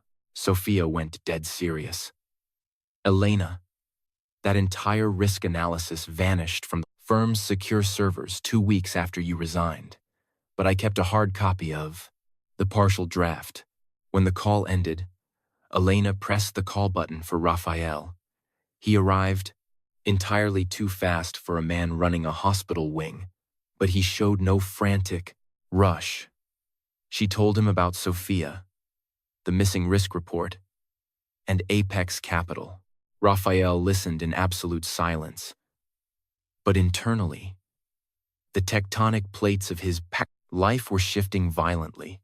The old Davis engineering assets, Apex Capital, the Vance family, the disappeared audit, Marshall rushing into a marriage with Elena exactly when she touched the radioactive financial core. None of it was a coincidence. It was a hostile takeover, masked as a romance. Elena noticed his jaw lock. You already knew this was bigger than just a toxic marriage, didn't you? Raphael answered with a terrifying partial honesty. I strongly suspected it. She glared at him. Suspected it. Why? The question was sharper than her physical condition should have allowed. But Raphael didn't patronize her. On the contrary, he saw the true Elena in that Glare, the little girl who used to interrogate every adult in the room until they surrendered. He chose his words like stepping over tripwires, because the name Davis appears. In ancient corporate operations, I have been investigating for entirely different reasons. Elena went completely still. My maiden name? Yes. What does my family have to do with you? Raphael looked out the window at the skyline for a long moment. More than I can safely explain to you today, without putting your physical recovery in jeopardy. The evasion wounded Elena, not because of the refusal itself, but because it felt like another man standing in front of another locked door, telling her she was too weak to handle the truth. She turned her face to the wall. I am so unbelievably sick of men deciding what reality I am allowed to survive. Raphael took the hit exactly as he deserved it. He didn't offer a defensive, medical excuse. You are absolutely right, he said softly.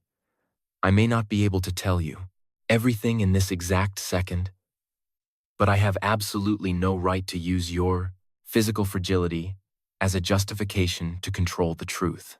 He stepped up to her bedside table and laid down a single redacted photocopy of a wire transfer. This proves that shell companies directly linked to the Vance group financially benefited from the liquidation of assets that originally belonged to your family. Elena picked up the paper with trembling fingers. The old logo of Davis Engineering sat in the top corner of the annex, small, faded, but undeniably real. She remembered her father coming home smelling of wet concrete and rain, telling her that honest buildings should last longer than cheap speeches. She remembered her mother meticulously reviewing healthcare donations for injured steelworkers. She remembered her older brother, Raphael, explaining city grid maps to her like they were pirate treasure maps. All of that had been slaughtered, ground down, and reduced to legal annexes, forged proxies, and faceless LLCs. A brand new, blinding rage ignited in her chest infinitely deeper than the pain of a cheating husband. They didn't just steal the money, did they? She whispered. Raphael's voice dropped an octave. No, they stole your history. Elena looked up. The way he said it sounded far too personal, dripping with a grief that mirrored her own. Raphael knew he was risking everything, but he didn't step back. The silence between them altered its chemical makeup. Elena was agonizingly close to putting the pieces together. Perhaps a part of her soul already had, not through logic, but through blood. But before the final question could leave her lips, Chloe rushed in to check her. Surgical drains and firmly insisted the patient needed sleep immediately. Elena obeyed with deep reluctance. When Raphael walked out, she stared at the wire, transfer until the black ink blurred into her tears. Marshall launched his counteroffensive the very next day. His white shoe law firm sent a massive cease and desist to the hospital board, questioning medical conduct, demanding an internal audit, and heavily insinuating an inappropriate, manipulative proximity between Dr. Monroe and his vulnerable wife. Simultaneously, high-priced PR fixers began planting blind items in page 6, elite social circles. Elena Vance is suffering a severe mental breakdown, confusing medical care with romantic influence. And Marshall poor, devastated. Marshall was just desperately trying to protect his wife's privacy from a predatory doctor. The playbook was old, misogynistic, and brutally effective. Before the truth even had a chance to put its boots on, Marshall intended to poison the jury pool of high society. Brittany, instructed to keep her mouth shut, accidentally leaked a paparazzi-style photo from 2 years ago, showing Marshall holding Elena's hand at a billionaire's charity gala. The image went viral, accompanied by paid influencer captions about true love, health crises, and family unity. Elena saw the post on Sophia's iPad when her friend came to visit under heavy security clearance. For a fleeting second, the sheer public humiliation almost broke her. In the photo, she was smiling next to Marshall, wearing a pale blue gown he had specifically chosen because he said it hid her sickly complexion. She remembered that specific night. She had been running a 102-degree fever, but Marshall had forced her to attend, so as not to embarrass his hedge fund sponsors. Sophia grabbed her hand. Elena, it's just cheap PR. Elena took a slow, calculated breath. It's not just PR, it's evidence. He just publicly confirmed his pattern of using philanthropy to launder his private abuse. Sophia gave a sad, deeply proud smile. You really are back, aren't you? Elena looked at the photo again, this time not as a wounded, gaslit wife, but as a forensic financial analyst. She looked at the date stamp. She looked at the date, VIP guests blurred in the background. She zoomed in on the step and repeat banner. A philanthropic foundation directly managed by Apex Capital.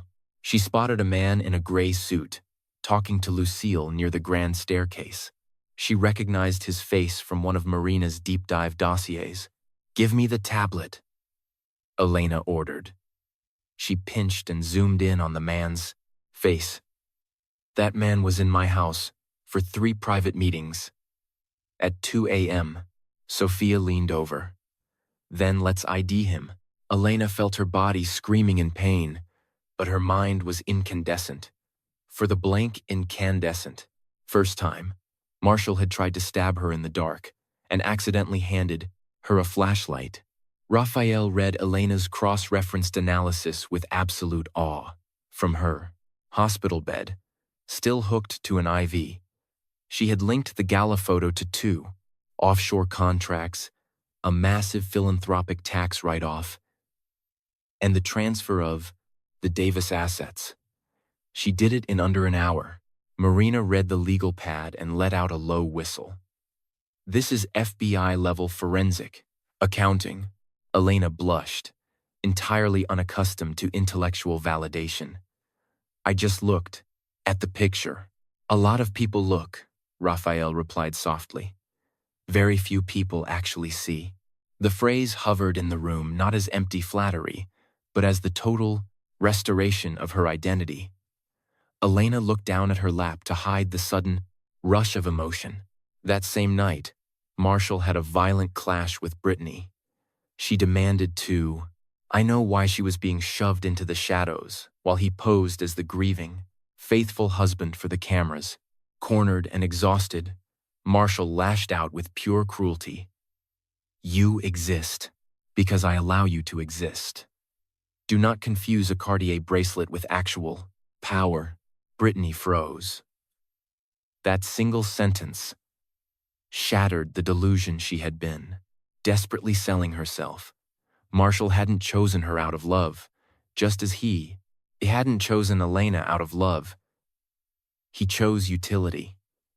For Brittany, the only choice left was whether she would continue to be a disposable tool or if she was going to start forging her own knives.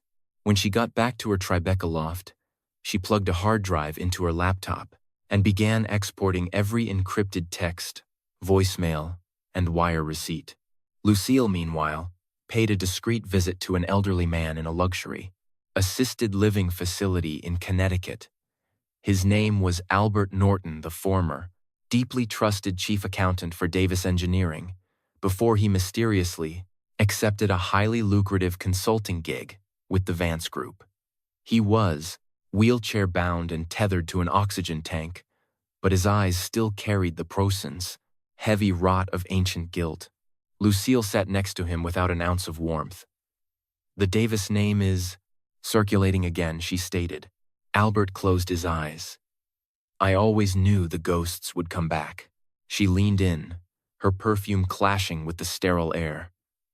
Is there any physical paper left that could compromise my family? He let out a dry, rattling cough that sounded like a laugh. "There is always paper left, Lucille. You can bury the truth, but you can't bury the IRS." Marina's digital trackers flagged Lucille's black Escalade. Arriving at the digital trackers flagged Lucille's black Escalade facility. 2 hours later, Raphael was staring at Albert Norton's dossier on his monitors. When Raphael heard the name, he stopped breathing. Albert Norton had signed off on the final, disastrous balance sheets of Davis Engineering in the months leading up to the accident. He had also conveniently vanished from the federal bankruptcy investigations. After giving a sworn deposition that mathematically justified the Vance Group sweeping in to buy the assets for pennies, Raphael walked over to the floor-to-ceiling window of his office, the neon pulse of Manhattan reflecting on the glass. If Albert was still alive, the dead could speak. But guilty men rarely spoke unless their fear of the present became vastly larger than their fear of the past. Elena was informed about Albert the next morning. Her reaction was a brutal gut punch of nostalgia. "Uncle Albert," she whispered, her voice cracking. "He used to give me peppermint candies when I was a little girl. After the accident, he just disappeared. I never saw him again." Raphael felt his throat seize. He knew Albert intimately too, but he couldn't say it. Not yet. He asked Elena if she remembered anything specific about the depression, days immediately preceding the tragedy. She closed her eyes, hunting through the darkness. "I remember my parents screaming at each other in the study. I remember Raphael, my brother, telling me that my dad had hidden backup hard drives at the beach house. I remember my mother crying on the phone, screaming that someone they trusted had sold them out. And then, nothing. Just sirens and the smell of rain. Hearing her say the name Raphael with such agonizing longing made the air in the prison.com room unbearably heavy. Marina, standing quietly in the corner, watched the bland standing billionaire doctor with immense empathy, knowing the moment of detonation was rapidly approaching. Elena opened her eyes and looked directly at Dr. Monroe. "My brother believed that paper could save people. He used to tell me that lies always leave a trail. You just have to learn how to read the ink." The doctor almost smiled, almost shattered, almost confessed everything right there. Instead, he forced his voice to remain steady. "He sounds like a very brilliant boy." Elena answered with a tenderness that physically hurt to hear. "He was. And he was incredibly stubborn. He always thought he was strong enough to protect the whole world." From that day forward, the investigation pivoted from defense to offense. Elena, Raphael, Marina, and Sophia meticulously built a massive timeline on a secure, digital board. The Davis family accident, the hostile takeover of the assets, the deleted Wall Street audits, Marshall aggressively courting Elena, the powers of attorney, the convenient psychiatric exhaustion diagnoses, Apex Capital, the charity galas used to launder dirty reputations. Every single element, if viewed in isolation, could be spun by a good lawyer, but mapped together, it was a terrifying, undeniable RICO-level syndicate. Marshall still thought he was dealing with a fragile, hysterical wife. Elena already had a sniper rifle aimed at the heart of his empire. She wasn't just a cheated wife anymore. She was the sole heir to a stolen dynasty, and she was coming to collect. Marshall realized the narrative was slipping far too late, but not late enough to surrender. He ordered Bernard Lang to draft a fast-track petition for a legal conservatorship, claiming Elena was in a state of severe psychiatric delirium and at massive risk of being financially defrauded by third-party medical personnel. He planned to use her history of boutique clinic admissions as ironclad proof to seize total, legal control of her autonomy. The lawyer hesitated.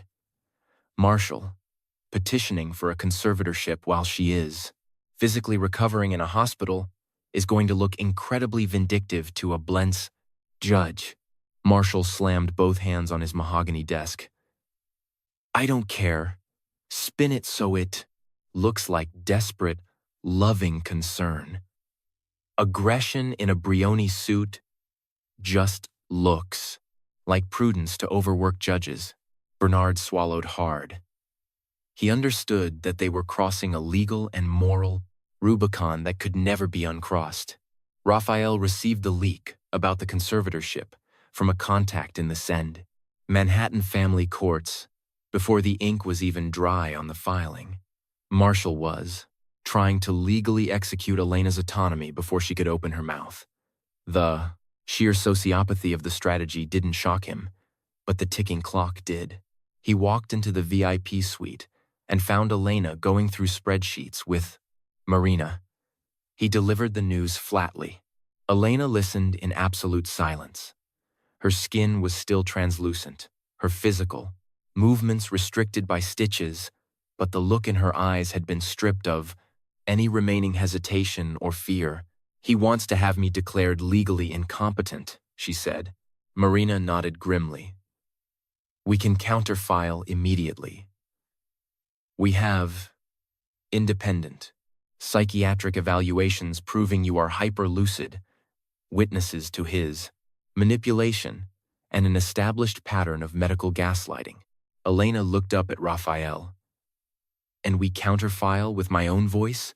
Raphael felt a surge of pride so violent he had to shove his hands deep into his lab coat pockets to hide the tremor.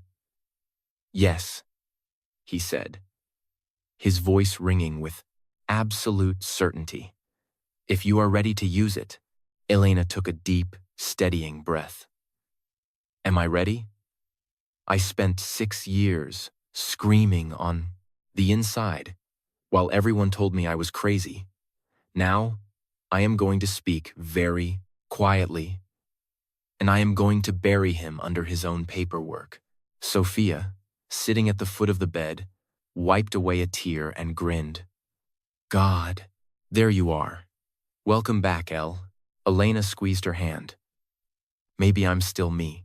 The sentence seemed small, but it fundamentally altered the gravity of the room. For someone who had been systematically dismantled piece by piece. Simply acknowledging her own existence was an act of brutal revolution. Over the next 72 hours, Raphael mobilized a war room.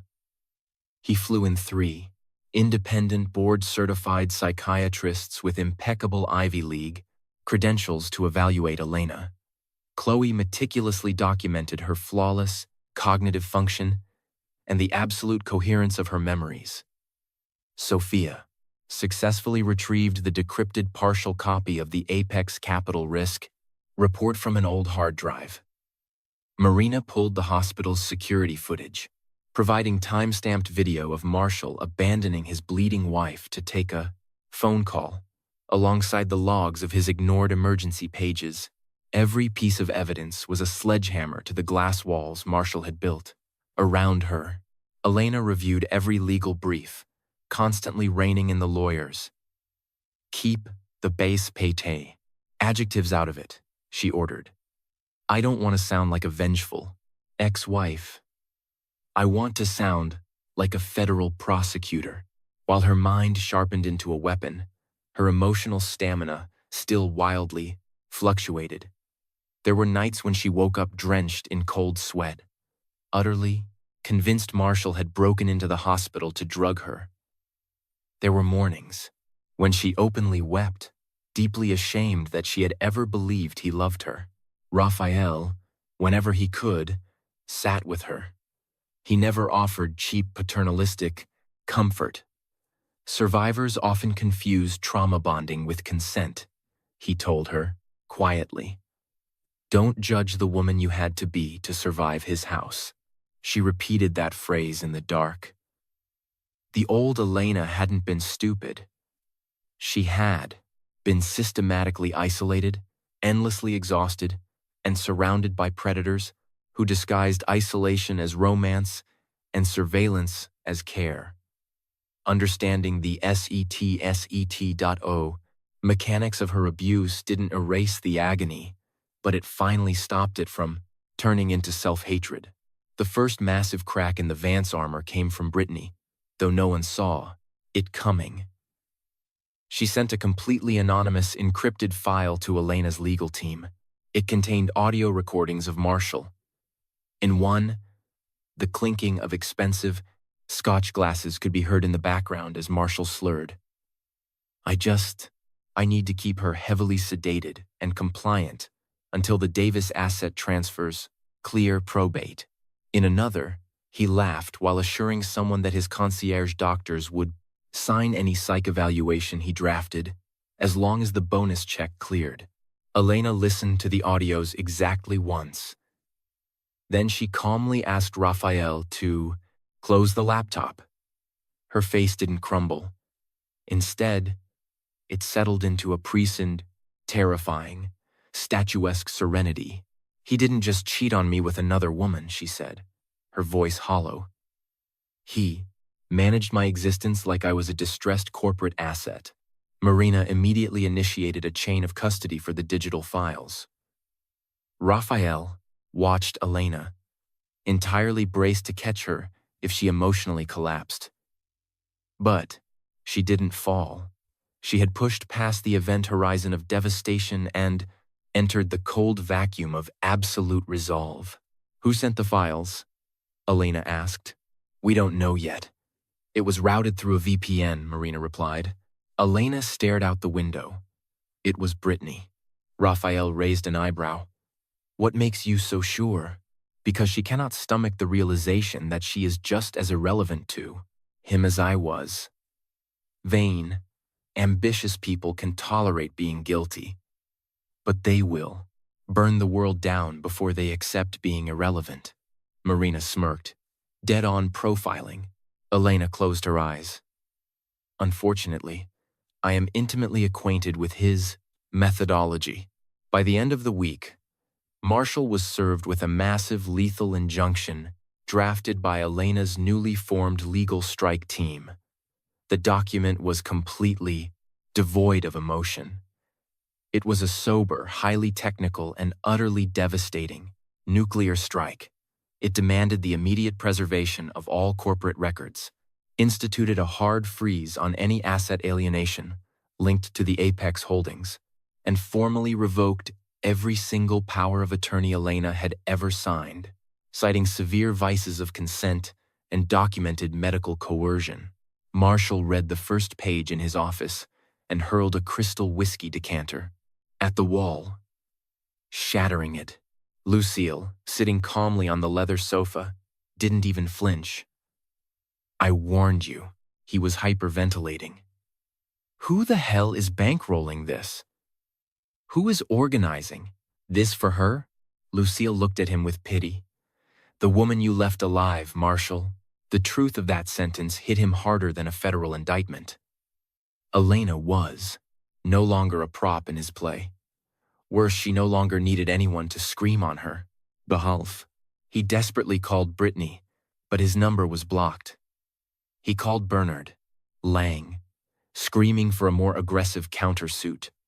He called his contacts at the New York Post, trying to pitch an exclusive interview about a tragic wife manipulated by a rogue billionaire doctor. In Marshall's mind, the problem was still just a PR glitch. If he could just spin the story, he could win. What he fundamentally failed to grasp was that Elena had returned to the only battlefield where she had always been a savant, separating the illusion of value from the hard data. And on that battlefield, Marshall Vance was bleeding out. On her final night, before being discharged to a secure safe house, Elena asked, "Speak to Raphael completely alone." He walked in, his heart pounding against his ribs, knowing the timeline had run out. She was sitting by the window, still incredibly frail, but dressed in a simple navy blue cashmere sweater, Sophia had brought her. She didn't look fully recovered. She looked like a city being rebuilt. "Doctor," she said, keeping her eyes fixed on the Manhattan skyline. "When I was a little girl, my older brother had a tiny scar right above his left eyebrow. He got it falling out of an oak tree because he was trying to rescue my kite." Raphael stopped breathing. Elena turned her head toward him, agonizingly slow. "You have the exact same scar." The silence ripped open a canyon between them, and simultaneously dropped a frode blankly endowed bridge across it. Raphael could have lied, maintaining the operational security that had kept him alive for 2 decades. But lying to her now would be an unforgivable mutilation of her trust. He slowly raised his hand and traced the faded, almost invisible white line above his eye. Elena watched the gesture, her eyes flooding with a torrential mix of sheer terror and impossible hope. "Please, tell me I'm wrong," she begged, her voice shattering. Raphael felt 22 years of exile, survivor's guilt, and relentless hunting crashed down on a single exhale. "You aren't wrong, Elle." Elena froze, as if her central nervous system didn't know how to process a miracle without assuming it was a trap. Raphael took one agonizingly slow step forward. "I am Raphael Davis. I survived the crash. I was pulled out of the water and hidden by people who knew that if I came back, the men who ordered the hit would finish the job. I hunted for you for years, but there were always firewalls, forged adoption papers, sealed guardianship records, offshore trusts. When I finally found a credible trace, you were already married to Marshall Vance. Any direct approach would have triggered the men I still couldn't legally identify. I thought waiting to build an airtight case was the only way to protect you. I was wrong." That final sentence broke Elena, not with despair, but with the violent release of an ancient, screaming grief that finally had a place to land. She clamped her hand over her mouth, trying to swallow the sob, but the tears poured down her face with violent force. Raphael didn't move toward her until she shakily extended a hand. Then he dropped to his knees beside her chair, wrapping his large hands around her, trembling fingers exactly as he had done when they were kids, promising to scare the monsters out from under her bed. "Why didn't you come back for me?" she sobbed, the voice of a broken 12-year-old echoing in the room. "Because I truly believed that coming back too early would get us both killed." She wept harder, her chest heaving. "But staying away almost killed us anyway." Raphael bowed his head, resting his forehead against her knees. "I know." The words carried the crushing weight of a guilt that begged for no defense. Elena squeezed his hand, her grip shockingly tight, furious and desperate. "I waited for you. Everyone told me you were dead. Marshall told me my grief was a psychiatric disease. Lucille told me orphans need to learn to be grateful. I truly believed there was not a single person left on this earth who belonged to me." Raphael looked up, his dark eyes shining with tears, but his voice was pure, titanium. "There was.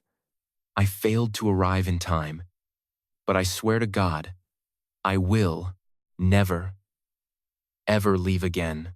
Elena stared down at her lost brother, now a man, a brilliant surgeon, terrifying billionaire, a total stranger, and her absolute salvation all at once. The rage for the lost years didn't vanish, but the love rushed in to sit right beside it. They stayed like that for a long time, separated by 2 decades, that no apology could ever bridge, but welded together by a truth that no enemy could ever touch again. Outside, the New York rain began to fall again, washing the glass of the hospital where Elena had almost died alone. Marshall Vance was busy prepping his Bansless PR blitz, fully convinced he was going to war against a hysterical wife and an exeglife. Arrogant doctor.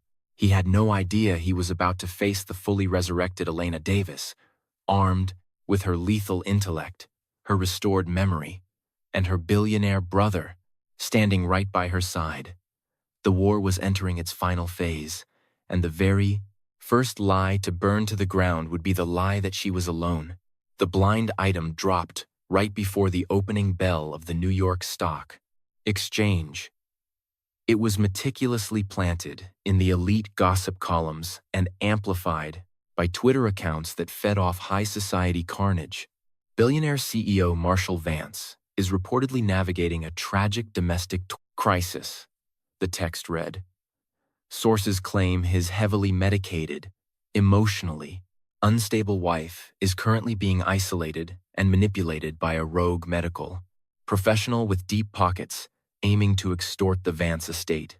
There were no direct legal accusations, just surgical insinuations, coated in fake compassion and lethal corporate venom.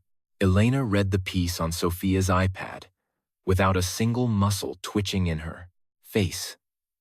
She was sitting on the plush sofa of the high-security Tribeca penthouse Raphael had moved her into after her discharge.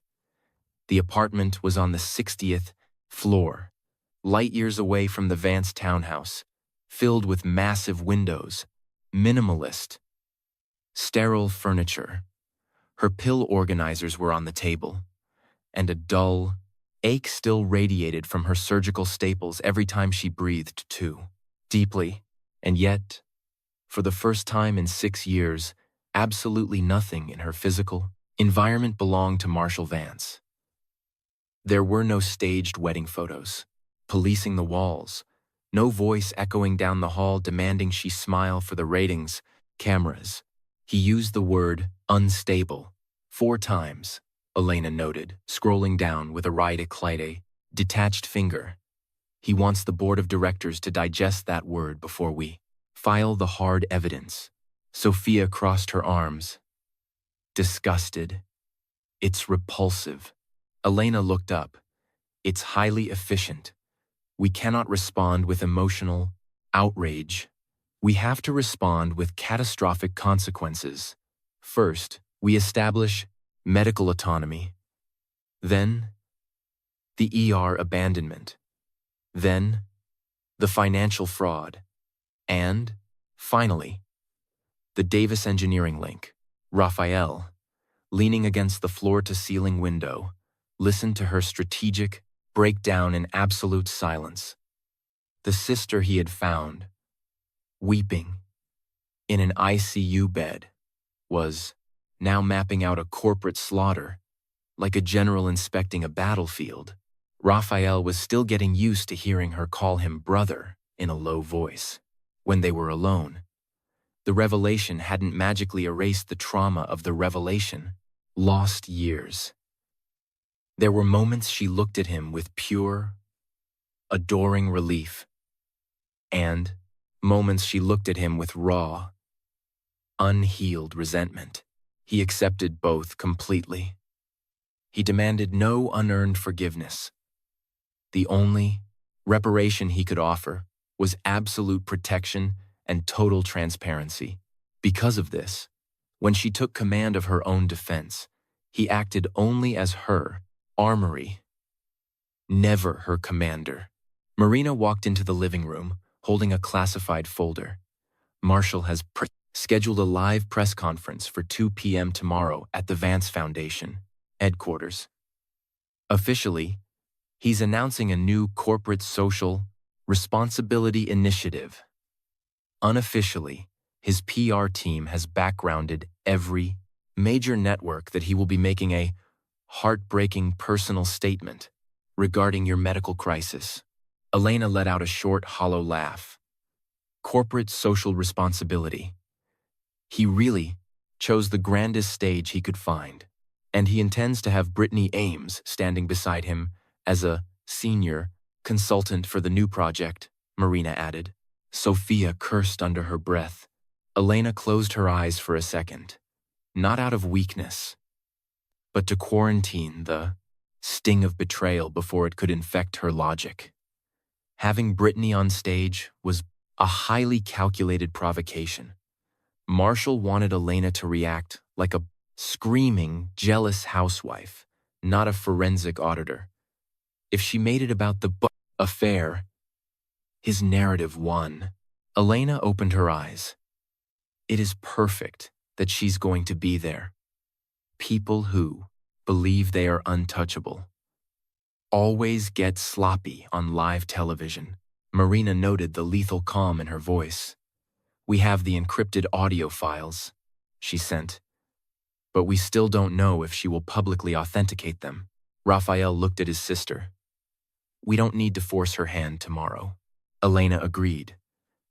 Brittany is only useful if she decides to save her own skin. Until then, she's just another unstable variable on his board. Inside the Vance townhouse, Marshall was pacing in front of a mirror, rehearsing his lines, while Bernard Lang and a top-tier crisis PR manager named Paige watched. Marshall wore a crisp white shirt, collar open, no tie, the exact aesthetic of a man who was wealthy, but currently crushed by personal tragedy. Paige kept insisting on a softer, more human tone. Mr. Vance, you need to emphasize that you love your wife, that you respect her medical journey, but you are utterly terrified that bad actors are exploiting her severe psychiatric vulnerability. Marshall repeated the line, but his eyes were completely dead. Brittany, lounging on the velvet sofa, scrolled through Instagram in total silence. Ever since their brutal fight, she had been analyzing Marshall the way one analyzes a sinking ship before deciding which lifeboat to steal. Lucille appeared in the doorway, listening to the final rehearsal. Love sounds incredibly hollow when there is high-definition hospital security footage, she stated coldly. Marshall spun around. My legal team has already filed injunctions blocking the release of that footage. It will be tied up in court for years. Lucille glided into the room. You still genuinely believe that you can fix a rotting foundation by painting the walls? If the entire house is collapsing, the paint doesn't matter, Marshall. Paige looked away, deeply uncomfortable. Brittany looked up from her phone. Do you think Elena actually has something real on him, Mrs. Vance? Lucille stared down at her son's mistress. I think Elena has an intellect that my son was too arrogant to ever respect. Memory is a very dangerous thing. Marshall lost what little patience he had left. Enough. Tomorrow at 2 p.m., I take back the narrative. Elena is not going to show up. She is physically broken, completely isolated, and completely dependent on some tech bro doctor playing savior. Bernard hesitated. There are massive rumors circulating in the financial sector that Dr. Monroe has terrifying levels of influence outside of the medical field. Dark money, deep state ties. Marshall sneered. Everyone pretends to have influence until the SEC gets involved. I want to see him try to face me down in front of my shareholders, the national press, and the board. Lucille clutched her antique envelope to her chest, her face betraying a microscopic tremor of terror. The problem, she thought, is that the most dangerous men don't face you down with screams. They simply let the evidence breathe. The next afternoon, the Grand Hall of the Vance Foundation was styled to look like a temple of modern philanthropy.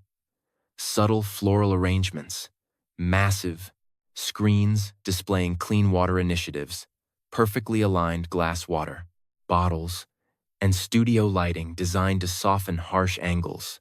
Marshall shook hands with hedge fund billionaires and CNN anchors with a firm, solemn grip.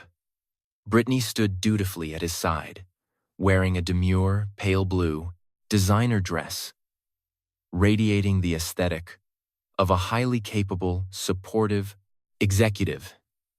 In the front row, Lucille chatted with a New York senator, but her eyes nervously scanned the exits. She didn't see Elena. She didn't see Dr. Monroe. That should have brought her peace.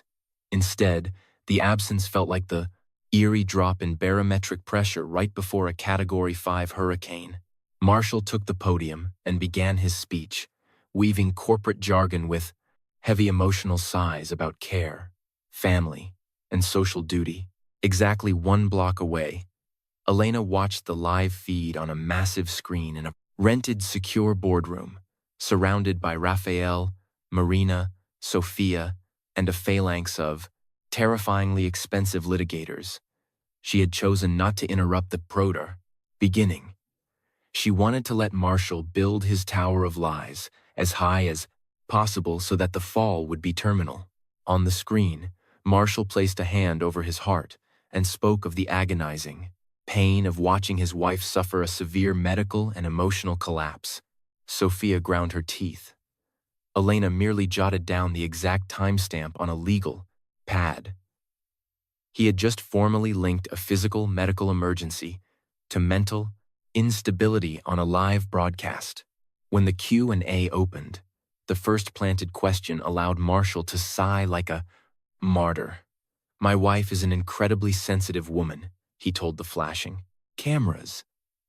"Elena has always carried the profound trauma of her childhood, the devastating loss of her family, and we have spent years trying to shield her from corporate pressures she simply cannot cognitively process." In the boardroom, Raphael's knuckles turned white. Elena reached out and placed a gentle hand over his fist, without looking away from the screen. "Let him hang himself," Marshall continued, looking straight into the lenses. "Unfortunately, opportunistic individuals embedded themselves during her recent hospitalization and are now weaponizing her fragility against her own family. I only pray that the truth prevails with serenity, without financial extortion or media sensationalism." Marina's phone buzzed. She showed the screen to Elena. Every major news network had just cut to live coverage of the press conference. The stage was set. Elena took a deep, agonizing breath, feeling a sharp pull near her incision. Raphael immediately caught the wince. "You do not have to do this in person," he said softly. "A pre-recorded video statement is legally sufficient." She looked at her brother. "I spent 6 years letting other people speak for me. Today, I am going to speak. I'm not going to scream. I'm not going to beg. I'm going to testify." Raphael held her gaze, saw the titanium in her eyes, and nodded. Marina gave the Plastins signal to the ground team. 10 minutes later, inside the Vance Foundation Hall, the heavy mahogany side, doors swung open with the kind of cinematic, dramatic flair that only the pottered casted absolute truth can command. Elena walked in slowly, leaning heavily on a simple black cane, her other arm linked with Sophia's. It wasn't an act for the cameras. Her body still demanded humility. She wore a tailored, cream-colored pantsuit, zero flashy jewelry, her hair pulled back sharply, her face pale and striking. Her physical frailty did not diminish her presence. It amplified it. It made the visual reality that this woman had been left to die on a gurney while her husband was with his mistress completely unbearable. The massive hall fell into a stunned, rippling silence. Marshall turned his head. First came absolute shock, then white-hot fury, then a lightning-fast pivot to manufactured compassion. "Elena, darling," he cooed into the microphone. "You should not be out of bed." She stopped at a secondary microphone that Marina's team had strategically planted in the center aisle. "I completely agree," she said. "I should be recovering in peace." Her voice sliced through the room's acoustics like a diamond cutter. "Elena, didn't look at the journalists. She locked eyes solely with him. My name is Elena Davis Vance. 7 days ago, I was admitted to the ER in critical condition, fighting advanced sepsis after spending 3 days begging for medical attention, only to be told inside my own home that I was exaggerating. At the hospital, I begged my husband to stay with me. He walked out. The trauma team tried to contact him multiple times because my life required an emergency surgical authorization. He ignored the calls. I have the sworn hospital logs, the time-stamped security footage, and the phone carrier, records to prove it. Cameras went berserk. Flashes strobed across the room. I am not here to ask for the public's pity, Elena continued, her voice ringing with icy authority.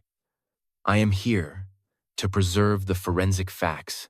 Marshall let out a sad, patronizing chuckle, gripping the podium. Elena, you are clearly having an episode. You are being exploited on national television. This is exactly what I feared. She tilted her head, staring him down for the first time in her life. No, Marshall.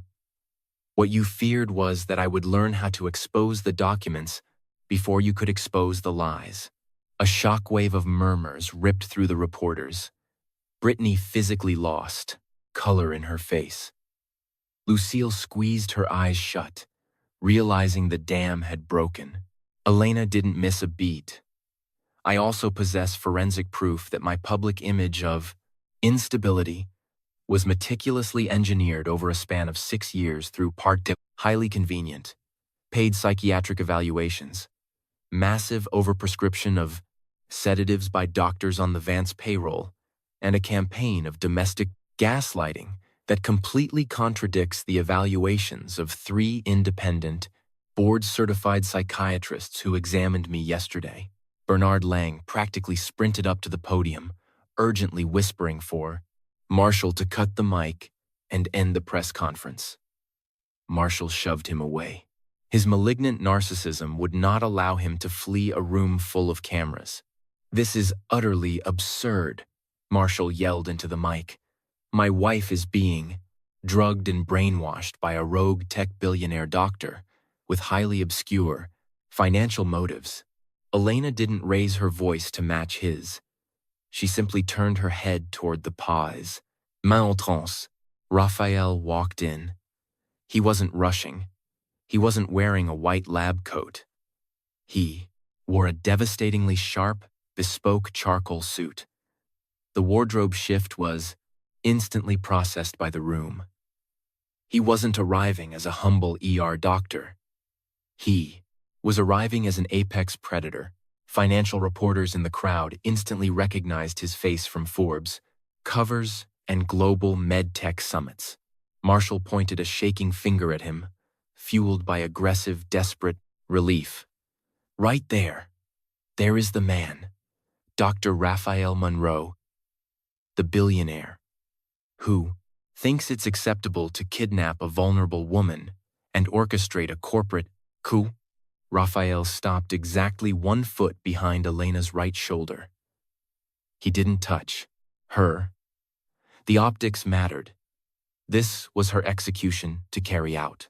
I am the lead trauma surgeon who performed the emergency procedure that saved Mrs. Vance's life, Raphael said, his baritone voice effortlessly commanding the in-room. I am also the physician who formally documented the Vance legal team's illicit attempts to access her sealed medical files and the extreme coercion tactics deployed against my hospital staff. Marshall sneered. Thank you for publicly confessing your obsessive, inappropriate involvement in my marriage. Raphael looked directly into the bank of CNN cameras and then back to Marshall. My involvement did not begin at the hospital, Mr. Vance. A totally different kind of silence fell over the room, the suffocating silence of an incoming bomb. Elena felt her knees shake, but she locked her joints and stood tall. My public name is Raphael Monroe. adopted for severe security reasons over 2 decades ago, Raphael continued, every syllable echoing like a gunshot. My birth name is Raphael Davis. I am the older brother of Elena Davis.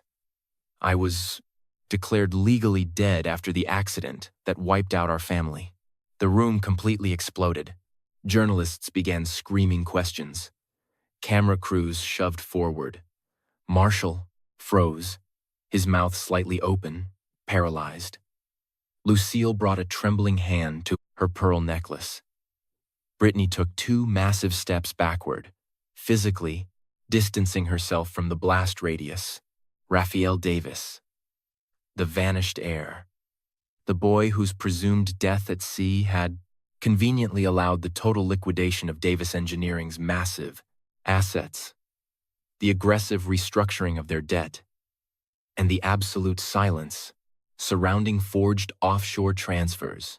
Marshall looked at his mother. Lucille's horrified expression confirmed the nightmare. This doctor wasn't a random savior with a god complex.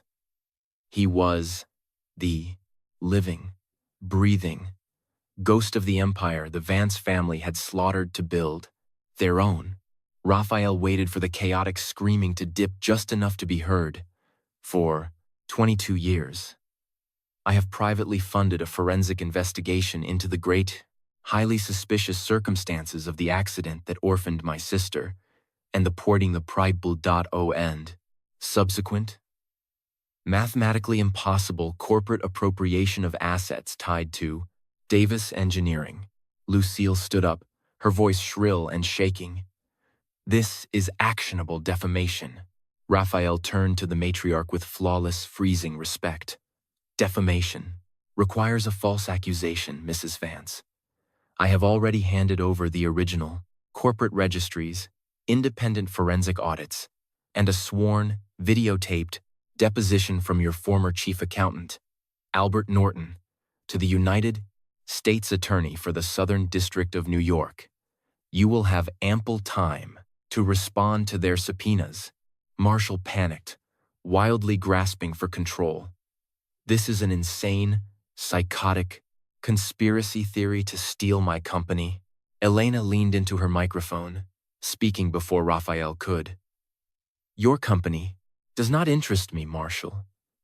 What interests me is knowing exactly why I was heavily sedated before signing massive powers of attorney.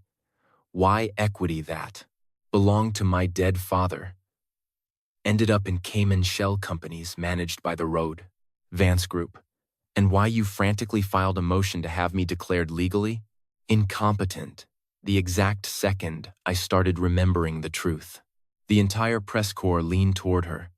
The fragile, unstable wife painted by Marshall's PR team was currently delivering a masterclass in cross-examination that defied every single stereotype he had tried to sell. Marshall realized the logic trap too late and drastically changed tactics, reverting to the victim husband. Elena, sweetheart, please. You are sick. You are hurting. I forgive this aggressiveness. I know this isn't you. Elena let out a dark, breathtakingly cold laugh. You do not have the authority to forgive my lucidity. The quote was instantly immortalized by every microphone in the room. Brittany looked down at the floor. For the first time, she didn't see Elena as a pathetic, discarded rival. She saw a brilliant, terrifying woman whom Marshall had tried to drug into oblivion because he was terrified of her brain. Then Marshall made the ultimate fatal error. Cornered, sweating, and hyperventilating, his legendary discipline snapped. You have absolutely no idea what you're talking about, he screamed, his voice cracking. Davis Engineering was utterly bankrupt. Your idiot father signed the restructuring agreements. Your family would have lost every red cent anyway. Raphael took 1 millimeter of a step forward. What agreements? Marshall froze instantly. The blood drained from his face. Elena caught it. Lucille caught it. The entire hall seemed to stop breathing.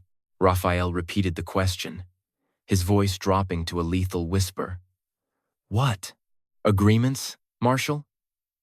The official federal bankruptcy filings from 1,999 mention only an emergency liquidation and asset seizure after the deaths of my parents.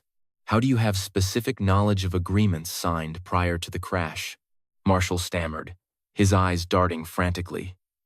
It's a figure of speech. Bernard Lang took off his glasses and rubbed his eyes like a man watching his client gleefully swan dive into a wood chipper. Elena looked over at Marina, who was already texting the DOJ task force.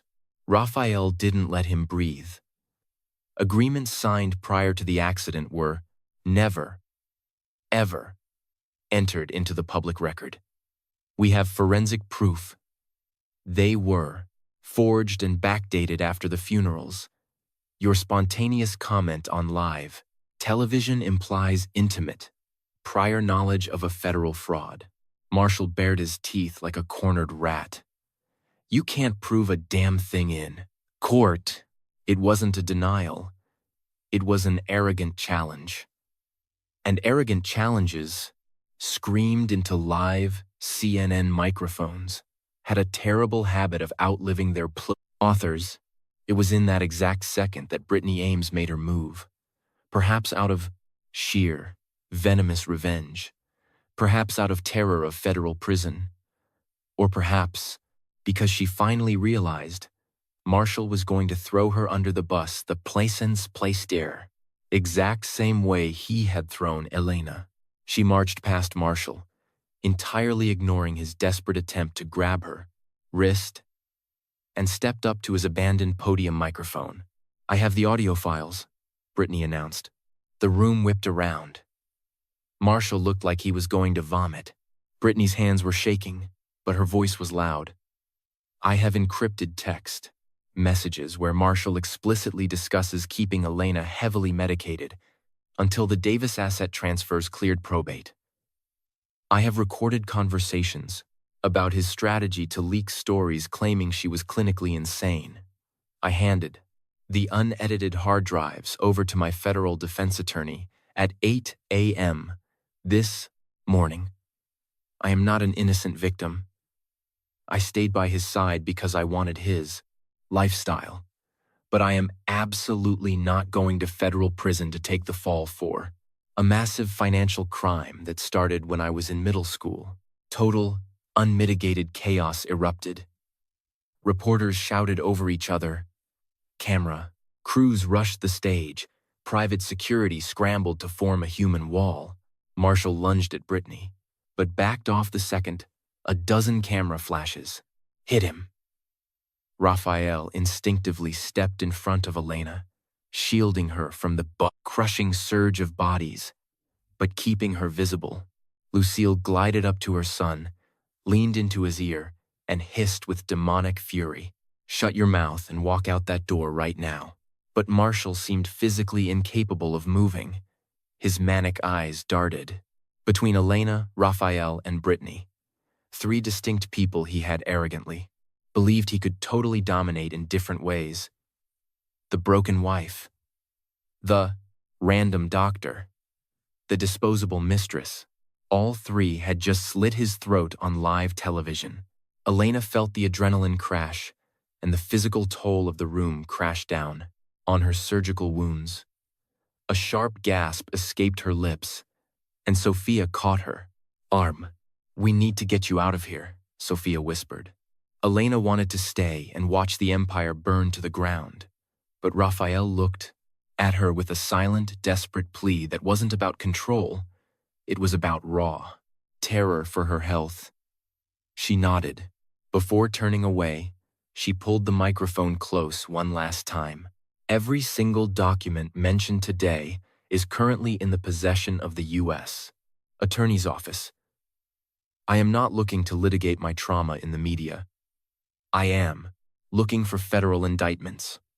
For 6 years, I truly believed that staying, completely silent, was the only way to survive.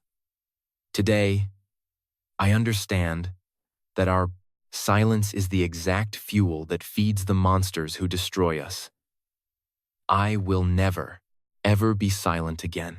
With a dignity no PR firm could ever manufacture, she turned around, leaning on, her cane and Sophia's arm, with her billionaire brother, shadowing her every step. Elena Davis Vance walked out of the hall. Marina stayed behind to coordinate the legal extraction. In the secure service corridor, far away from the screaming press, Elena's knees finally gave out. Raphael caught her instantly, his strong hands gripping her shoulders, his face taut with worry. "You pushed your body way too far," he said, his voice thick with anxiety. She gasped for air, resting her forehead against his chest. "Maybe, but not too far for my soul." He looked down at her, torn between monumental pride and clinical panic. "You didn't have to prove anything to those people today." Elena closed her eyes, listening to the steady, strong heartbeat of the brother who had come back from the dead. "I didn't do it to prove anything to them. I did it to prove it to myself." Inside the hall, Marshall tried to shove his way through the ravenous press pool without answering a single question. Brittany was mobbed by reporters, but her lawyer materialized like a ghost and extracted her through a side exit. Lucille maintained her terrifying, aristocratic posture all the way to her chauffeured Maybach. Once the tinted windows rolled up, the matriarch dropped her mask. "You just annihilated 3 decades of flawless containment," she spat at her son. Marshall punched the leather seat. "I destroyed it? Did you know Raphael Davis was alive?" Lucille turned her head slowly, staring out into the rain. "I heavily suspected it the moment I saw his face in that hospital lobby, but it was too late." Marshall let out a bitter, psychotic laugh. "You always knew more than you ever told me." Lucille didn't blink. "And you always screamed, far more than you ever should have." That night, the press conference dominated every single news cycle from CNN to CNBC. The footage of Elena, pale, bruised, but possessed by an unshakable, lethal calm, played on an endless loop alongside the shocking resurrection of billionaire Raphael Davis. Wall Street analysts were already calling it the greatest corporate fraud scandal since Madoff. The SEC announced an emergency freeze on Apex Capital. The Vance Group's board of directors called an emergency midnight session to oust Marshall. Street Aurelia Medical Center issued a sterile PR statement confirming only that they respected patient autonomy and complied fully with all federal subpoenas. Marshall's empire didn't officially collapse that night, but the illusion of his invincibility was permanently shattered. Elena watched only 5 minutes of the coverage before asking Sophia to turn the Plaisance ride TV off. She was lying on the massive sofa in the penthouse, buried under a cashmere blanket, exhausted down to the marrow of her bones. Raphael brought her a glass of water and sat in an armchair a few feet away, deeply respecting the quiet space she needed. After a long time, Elena spoke into the dim room. "When you said your real name at the podium, I felt a flash of pure hatred." He looked at her, his defenses entirely lowered. "I know, not because you came back," she whispered, her voice cracking, "but because there is still a 12-year-old girl inside of me who just wanted you to walk through the front door before the nightmare started, before the crashes, before." "Marshall," Raphael dropped his head, staring at his hands. "I would give every single dollar I have to have been that brother for you. I wasn't." Elena turned her head to look at him. "But today, You walked through the door. You showed up late, covered in scars, hiding 1,000 secrets. But you walked through the door. Raphael felt the sentence wash over him like a brutal, breathtaking absolution. He didn't answer with grand, hollow promises. He just looked up and said, "Tomorrow, we hand everything over to the feds." Elena closed her eyes, a profound peace finally settling into her chest. Tomorrow, tonight, I just want to sit here and remember that I survived. Sophia, sitting quietly near the kitchen island, wiped away a silent tear. Marina was on the balcony, coordinating FBI security details on a burner phone. Outside, New York City was tearing itself apart over the scandal. But inside, that room, for the very first time in 22 years, the Davis siblings were breathing the exact same truth. Marshall spent the entire night barricaded in his corner office on Wall Street, desperately making calls he could no longer control. Powerful, political allies sent his calls to voicemail. Elite hedge fund managers offered cautious solidarity, which, in Manhattan, was just a polite translation for absolute abandonnement. Bernard Lang called at 3 a.m. to inform him that the DOJ was moving to Placely, fast-track an indictment, based on his live television slip-up.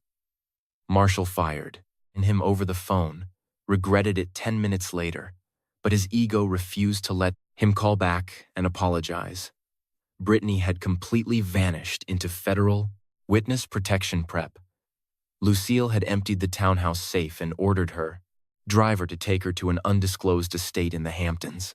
For the first time in his life, Marshall Vance realized that the strings I thought he had been pulling for years were actually attached to hands much older and far more ruthless than his own. Before sunrise, Raphael received a secure text from Marina.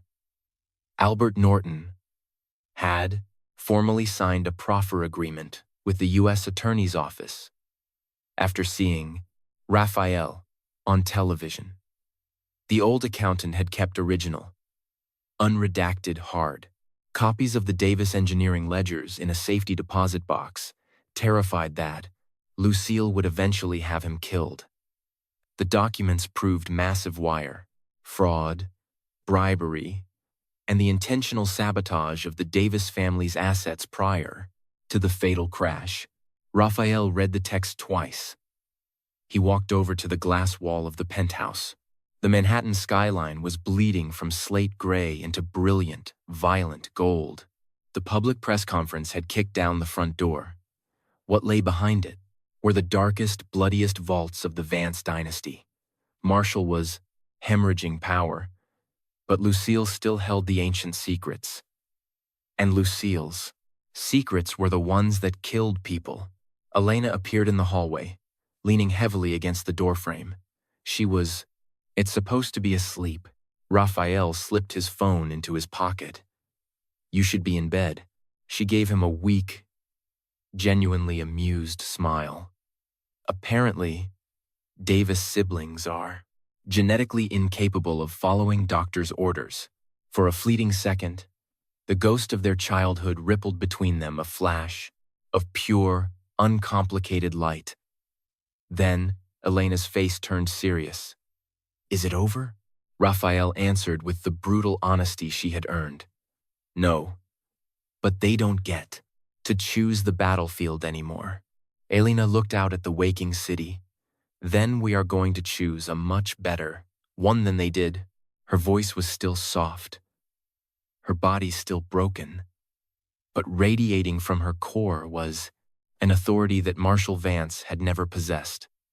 The authority of someone who had lost absolutely everything except her own mind. The collapse of an empire rarely begins with an explosion. It begins with doors that simply refuse to open. For the Vance Group, it started the morning after the press conference. 3. Major institutional investors canceled Zoom meetings with zero explanation. 2. Board members requested immediate temporary leaves of absence. And Goldman, Sachs demanded an emergency review of the collateral tied to Apex Capital. Marshall received every single cancellation as a deeply personal insult, not a mathematical consequence. In his sociopathic brain, there was still a move left, on the board if he could just isolate the right enemy and crush them. The problem was that he now had too many enemies, and they all had names. Elena, Raphael, Brittany, Albert, the SEC, the FBI, the media. Elena monitored the corporate carnage from the sanctuary of the penthouse, obeying her physical therapy protocols only when her body completely gave out. She sat at the dining table for short bursts, reviewing decrypted ledgers with Marina and Sophia, before retreating to her room when the surgical staples reminded her that survival was a biological discipline, not just a mental one.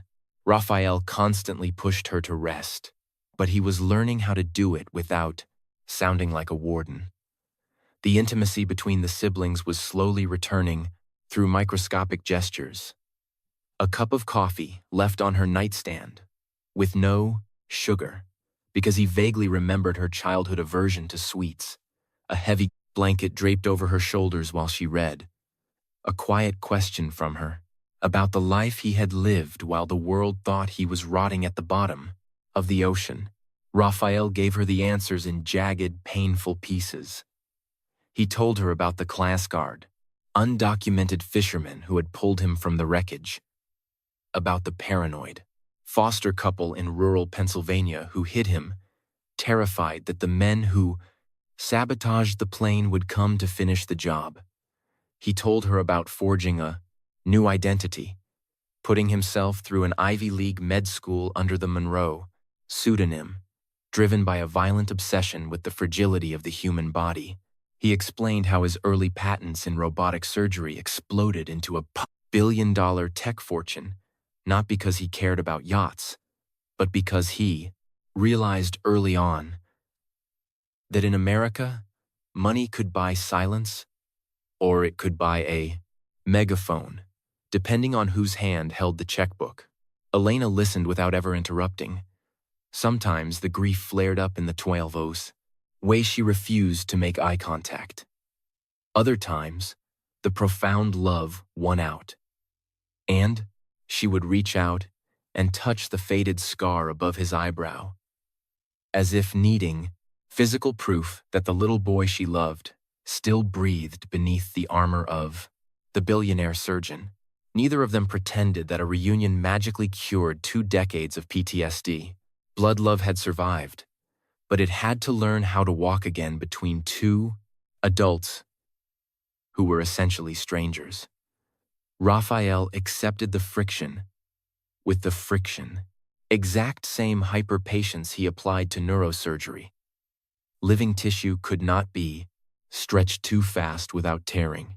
Albert Norton delivered his sworn testimony in a heavily guarded conference room at the U.S. Attorney's Office, hooked to a portable oxygen tank, flanked by federal prosecutors.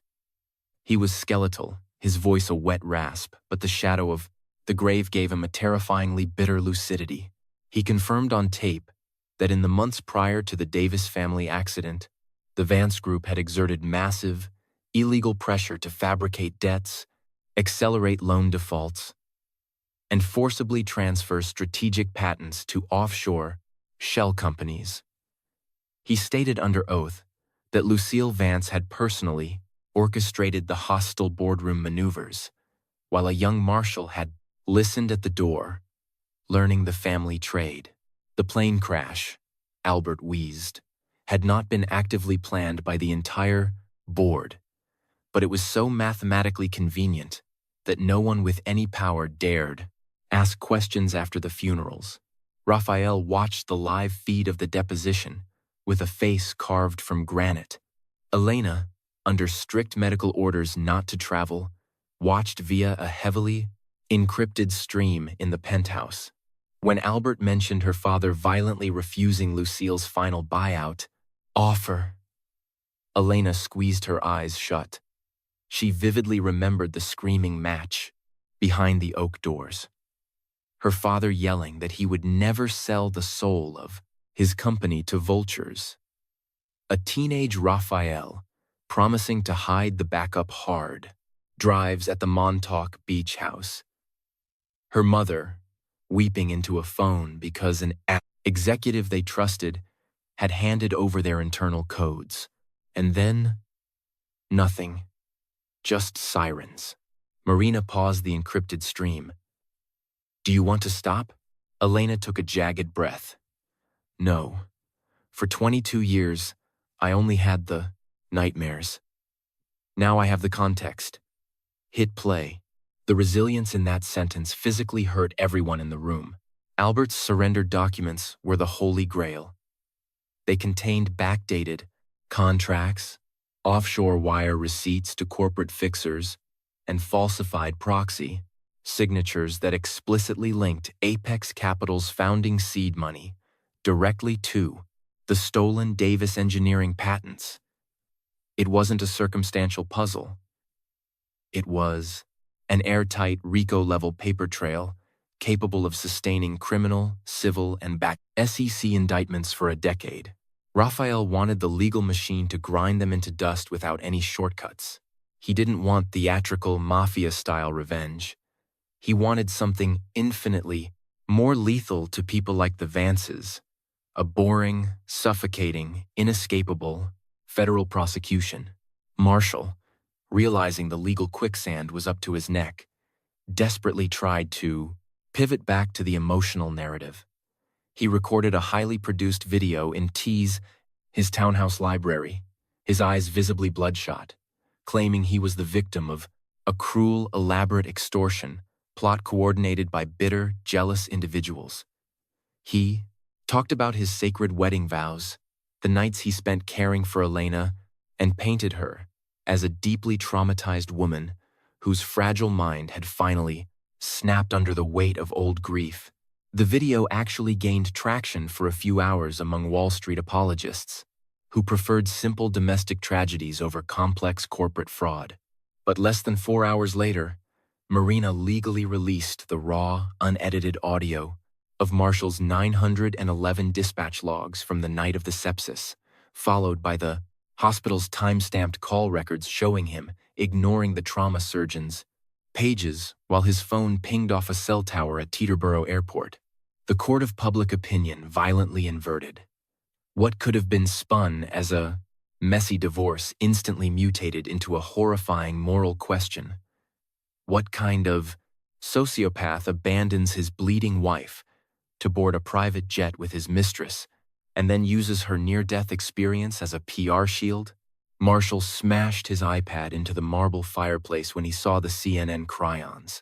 Lucille watched him hyperventilate from the doorway, her face devoid of any maternal comfort.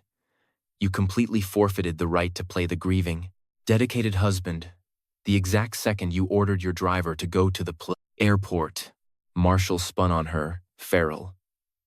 You speak to me as if you didn't build half of this goddamn nightmare yourself. Lucille didn't blink. I did build it. Which is exactly why I possess the intellect to recognize when a structure is collapsing and cannot be saved. Brittany Ames took a formal plea deal in exchange for sweeping federal immunity. She did not walk away unscathed. She sat in a sterile DOJ interrogation room and sobbed without an ounce of her usual elegance.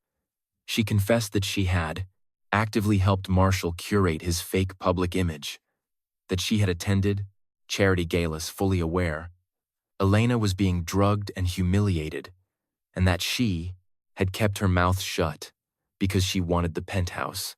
She surrendered the encrypted drives containing Marshall's text messages about buying off concierge, psychiatrists, to forge Elena's mental health records.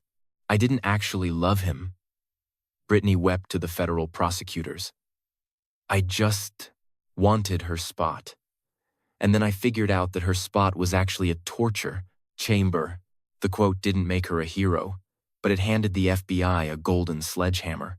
Elena received the news of the plea deal with zero joy. Sophia asked her if she hated Brittany. Elena thought about it for a long time. I am utterly repulsed by what she did, but actual hatred would require me to hand over a piece of my soul to her, and I am still trying to get my soul back from him." Sophia gave a sad, deeply impressed smile. "That sounds incredibly healthy for someone whose life was just blown up." Elena leaned her head back against the sofa cushions. "Don't get it twisted. I still desperately want to throw her funeral lilies off a bridge."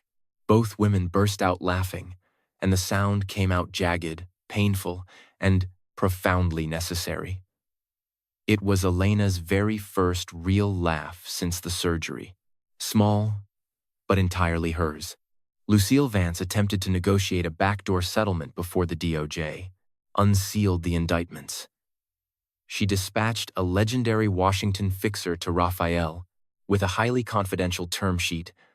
The Vance Group would return 60% of the 60% of the 60% of the 60% of the 60% of the 60% of the 60% of the 60% of the 60% of the 60% of the 60% of the 60% of the 60% of the 60% of the 60% of the 60% of the 60% of the 60% of the 60% of the 60% of disputed Apex assets to the Davis estate, issue a public corporate apology, citing historical administrative oversights, force Marshall into an immediate medical leave of absence, and in exchange, Raphael and Elena would drop all civil litigation and refuse to cooperate with the criminal probe.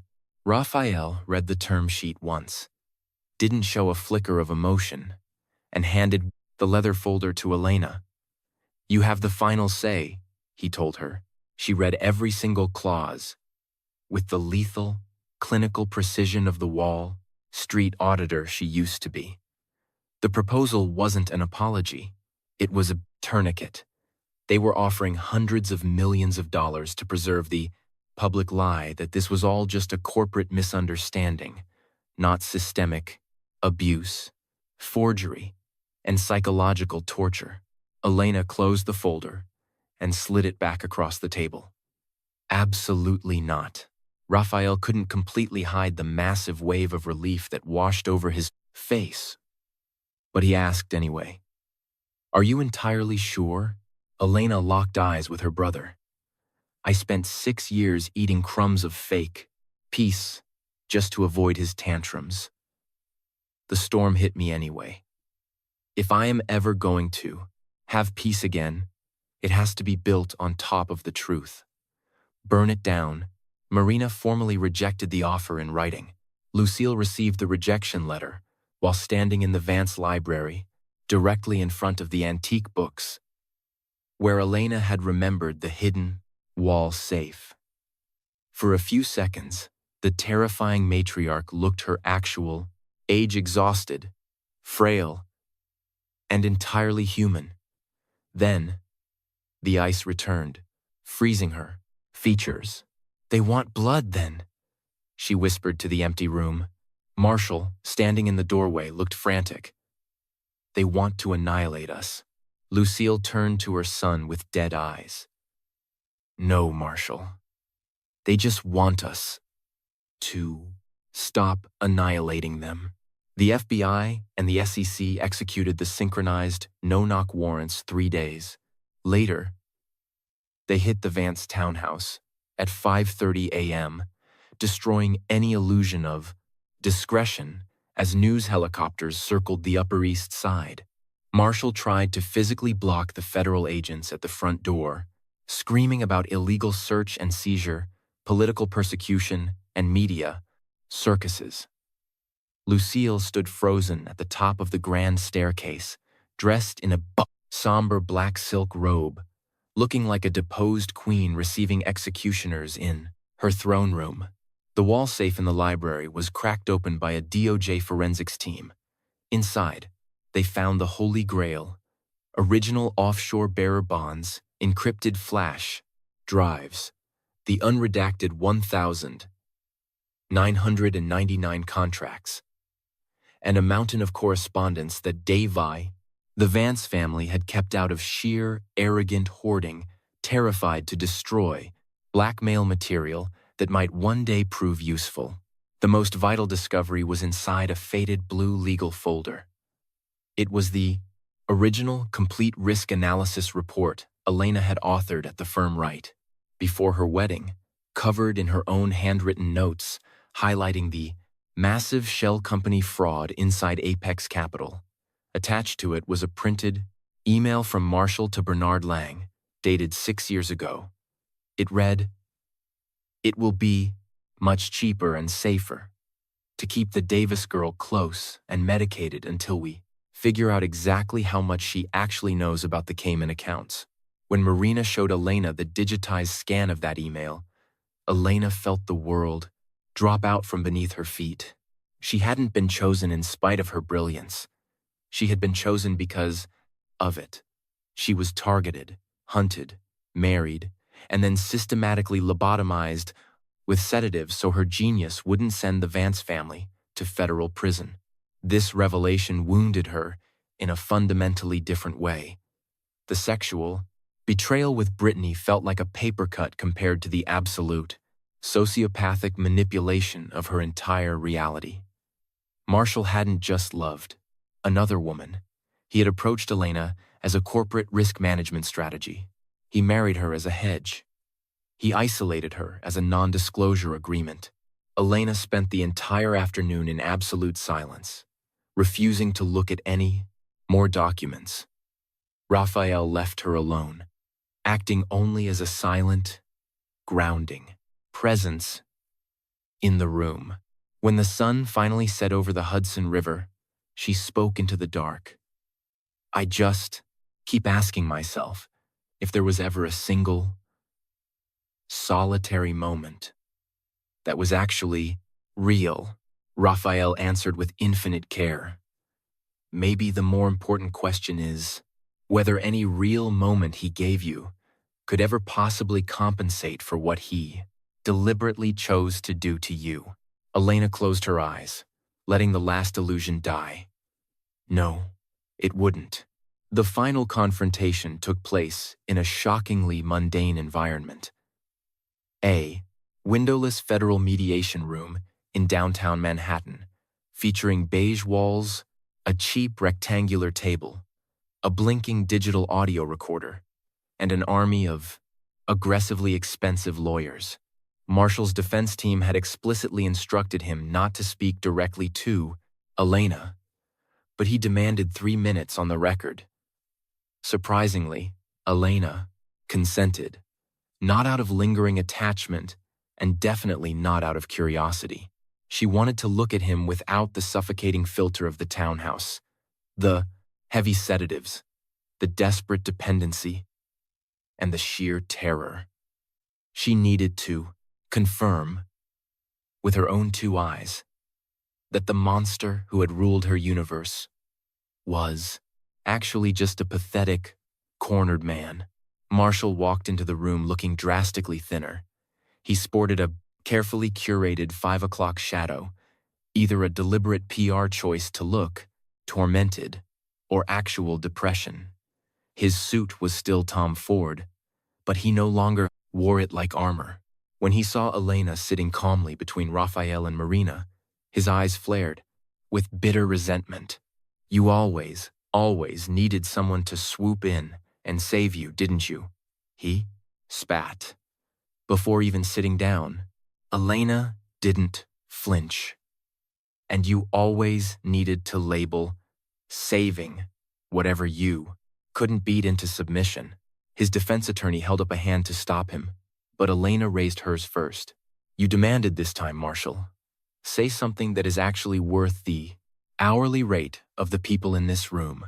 Her glacial, unbothered calm infuriated him infinitely more than screaming or crying would have. He leaned heavily over the cheap table. "Do you honestly think you won just because you stumbled into a billionaire brother? Without his money, you would be rotting in a psych ward." Elena held his stare, her face carved from stone. "Without his money, it'd be calm. Probably would have taken me a few years longer. But I was the one who compiled the financial lists in the ICU. I was the one who connected the apex capital dots. I was the one who chose to walk up to the microphone on live television. I was the one who rejected your mother's hush money. Raphael is standing beside me, Marshall. He is not standing in my place. The distinction so incredibly simple, yet so utterly devastating, seemed to completely short-circuit Marshall's brain. Men like him only understood power as the total erasure of someone else's will. The concept of massive power offering support without demanding possession was completely alien to him. Marshall shifted tactics, his voice dropping into a sickening, manipulative whine. I took care of you when no one else on earth wanted you, Elena. I gave you my name, a massive estate, a position in society. Elena felt the ancient, conditioned wave of nausea rise in her throat. But this time, it passed through her like a breeze, not an earthquake. You gave me a house where you wiretapped my phone calls.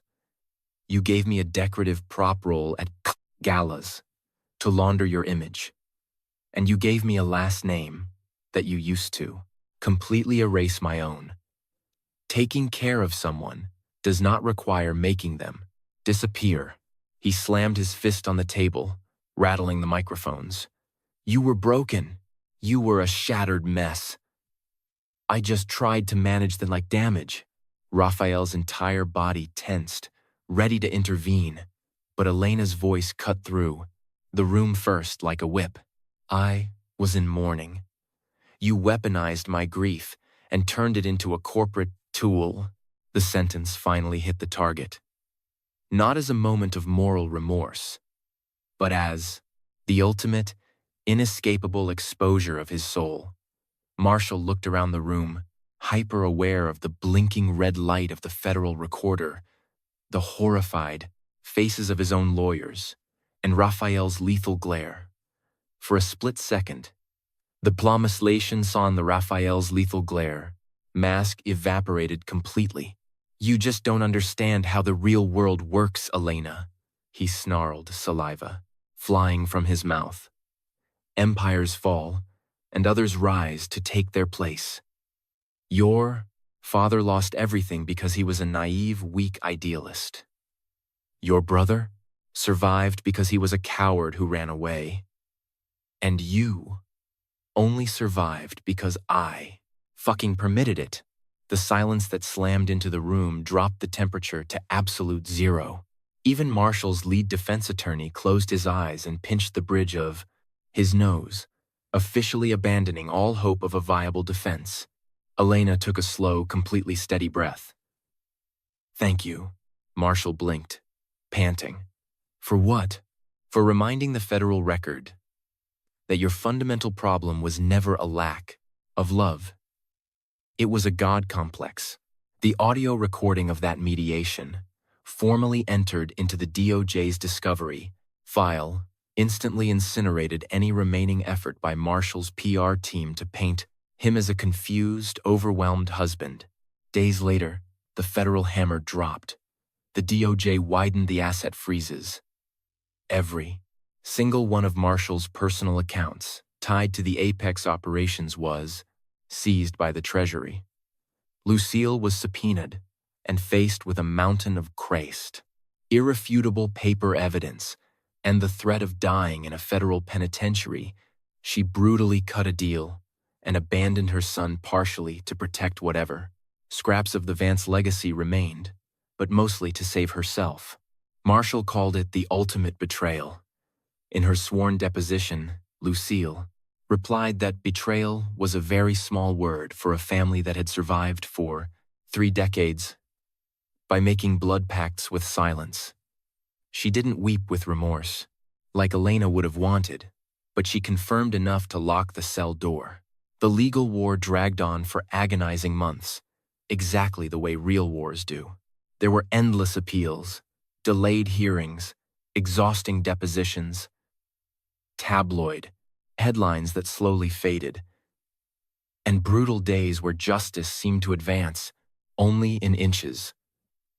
Elena had to relearn how to inhabit her own life in between federal court dates and grueling physical therapy sessions. Her physical recovery left her with a deep scar down her abdomen and temporary stamina limits. Her emotional recovery had no set timeline. There were bright, powerful mornings where she woke up feeling invincible, and there were dark, suffocating nights where the sudden vibration of a cell phone sent her spiraling right back to that freezing triage hallway. Raphael never fed her toxic positivity. He never promised that the trauma would magically vanish. He simply promised that she would never have to white-knuckle through it alone again. Their relationship evolved from a high-stakes alliance into a profound, grounding home. They bickered sometimes about legal strategy, about his suffocating overprotectiveness, about the dark secrets from his past that he still struggled to voice out loud. Elena once accused him of trying to compensate for the lost years by micromanaging her physical safety. Raphael took the hit, went quiet for a day, and then sincerely apologized. That was how they rebuilt the Davis family, not by pretending the cracks didn't exist, but by actively choosing not to run away when things got hard. On a quiet, overcast Sunday afternoon, they drove out to Long Island together and visited the empty, overgrown lot where the grand Davis beach house used to stand. Elena cried without an ounce of shame. Raphael stood beside her and laid a single white rose on the rusted, chained-up front gate. 18 months later, a federal judge ordered the total restitution of all identifiable stolen assets back to the Davis estate, officially citing overwhelming, irrefutable evidence of RICO-level corporate fraud within the Apex Capital Network. Marshall Vance was indicted on 24 federal counts of wire fraud, massive document, forgery, money laundering, and severe financial coercion. He was denied bail and remanded to the Metropolitan Correctional Center in Manhattan to await trial. Lucille faced her own slate of older, highly complex federal charges, enough to permanently obliterate her standing in New York high society and confine her to house arrest with an ankle monitor for the rest of her natural life. Brittany Ames completed her plea deal community service, but found herself totally blacklisted from the elite social circles she had once hoarded like trophies. No punishment felt perfectly poetic. The human justice system was far too messy and sterile for that. But for the very first time in Elena's life, there were actual, earth-shattering consequences. She made the absolute decision never to step foot inside the Vance townhouse again, not even to pack her clothes. She dispatched lawyers to retrieve exactly 3 items: a worn-out copy of The Secret Garden from her childhood that had survived in a storage box, a framed photograph of her parents, and her father's deck and silver Mont Blanc pen recovered from the library safe. Every single other item, the designer gowns, the diamonds, the furniture, could be inventoried, auctioned off, or burned for all she cared. Marshall wrote her a pathetic handwritten letter from his federal holding cell right before begging his lawyers to petition for a transfer to a lower security facility. The letter was a masterpiece of narcissistic manipulation. He claimed he was deeply sorry for letting things get out of hand, that he had been crushed by the pressure of the legacy, and that he still thought of her every night. Elena read the first paragraph, stopped, and didn't even bother tearing it up. She handed it directly to the FBI as supplemental evidence of ongoing psychological manipulation. Even his remorse was just another legal defense strategy, armed with the recovered billions from the Davis estate and backed by Raphael's immense medical tech infrastructure. Elena founded the Clara Davis Institute, named in honor of her mother.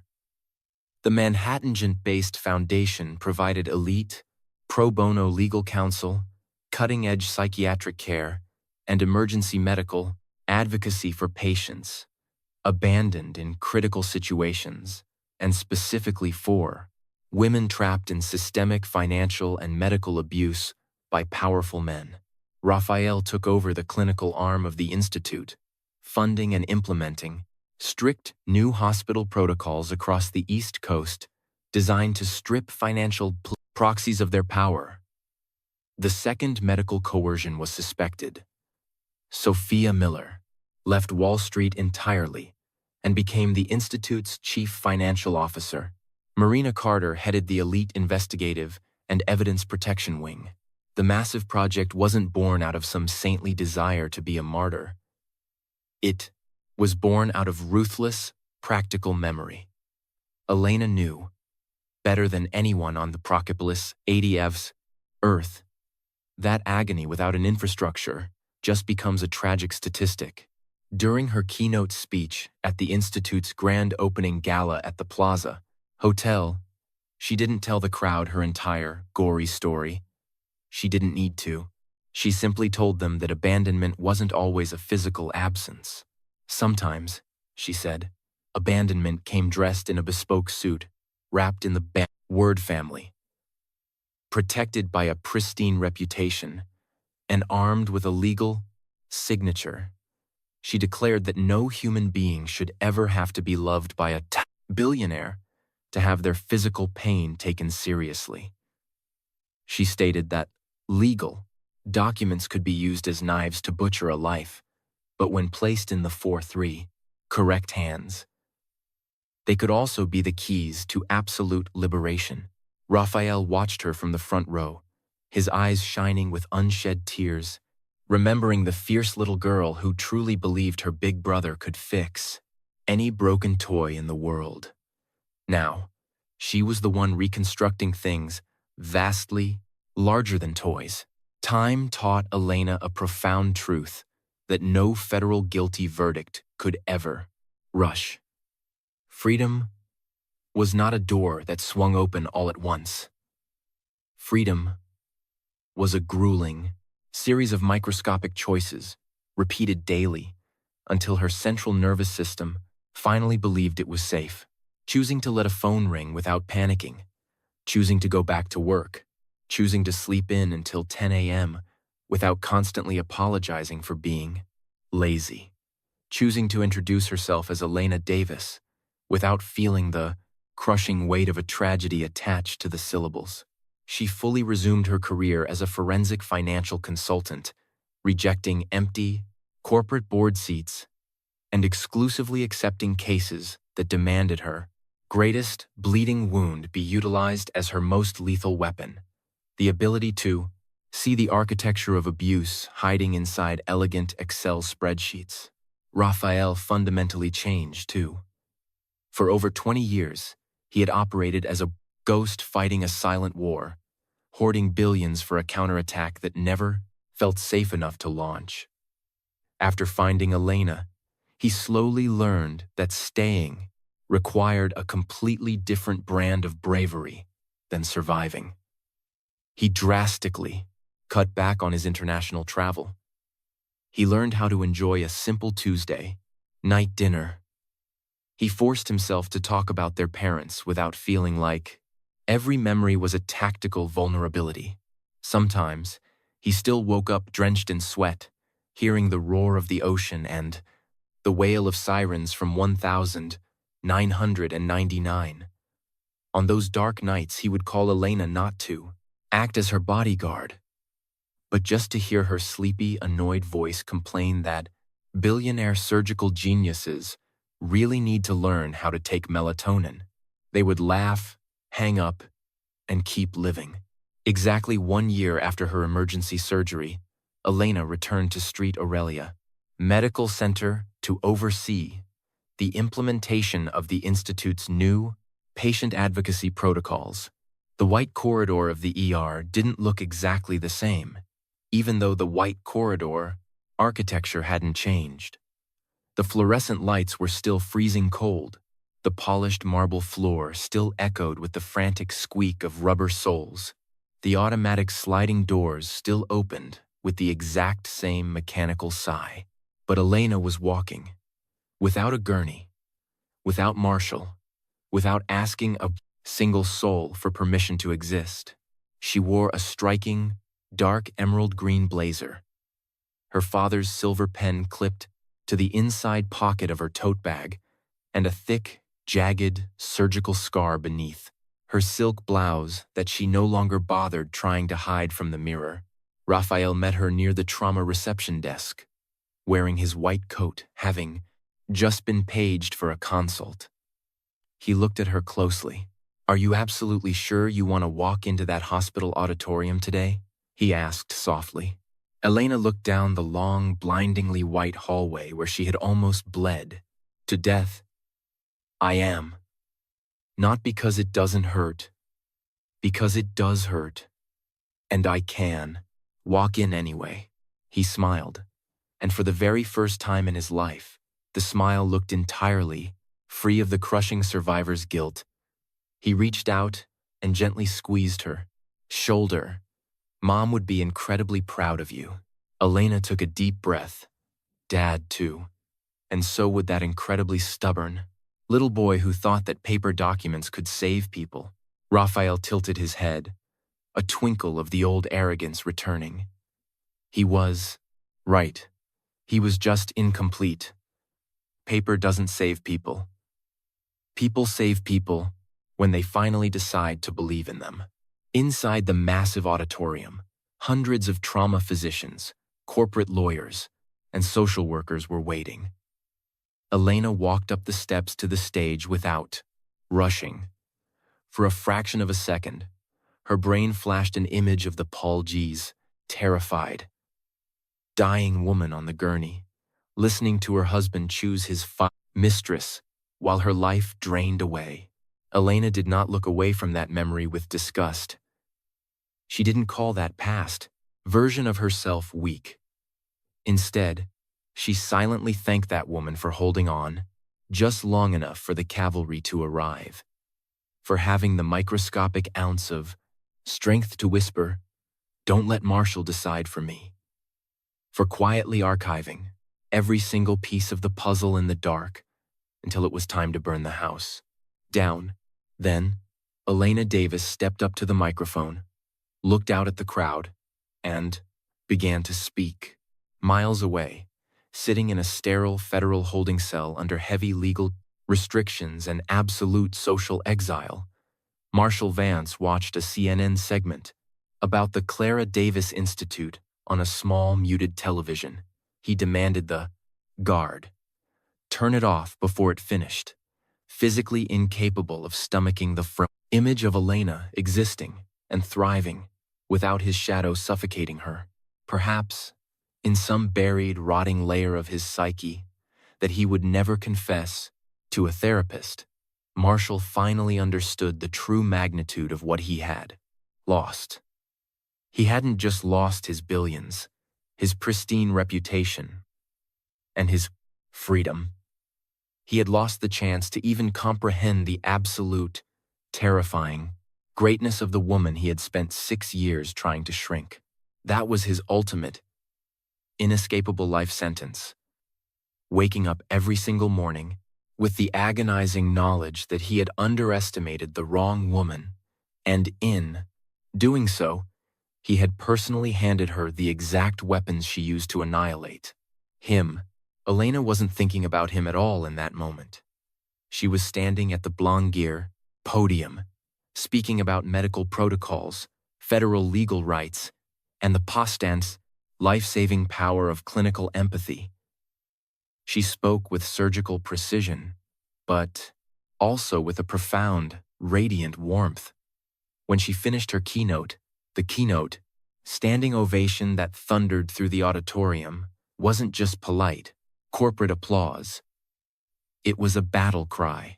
As she left the stage and walked back out through the main hospital lobby, the D18, New York rain was just starting to fall outside, misting the glass in the exact same way it had on the night she was admitted. She paused in front of the team. Automatic sliding doors. For years, she had genuinely believed her life story ended in a pathetic, sequential list of losses. Parents, brother, career, marriage, voice. Now, she finally understood the truth. Some stories don't end in the exact spot where cruelty tries to bury them. Sometimes, they restart in the exact same place. In the exact second a person simply decides to survive. Raphael appeared beside her, slipping his hands into his pockets, saying, "Absolutely nothing." Elena reached out and grabbed his hand, exactly the way she used to when she was 7 years old. And the two billionaires stood, shoulder to shoulder, watching the rainy Manhattan skyline through the glass. There was no mathematically perfect fairy tale ending, because perfect endings only exist in cheap PR press releases. There were permanent scars, brutal, federal trials still dragging on, PTSD triggers that still occasionally bit back, difficult anniversaries, and graves that could never be undug. But there was also enough federal justice to clear the wreckage, enough fierce, protective love to rebuild the foundation, and more than enough courage to take the ashes of abandonment and forge an empire. Elena Davis pushed through the hospital doors and walked out into the New York. Rain beside her lost brother, not as a broken wife rescued by someone else's money, but as a woman who had gone through hell to win back the absolute right to belong entirely to herself.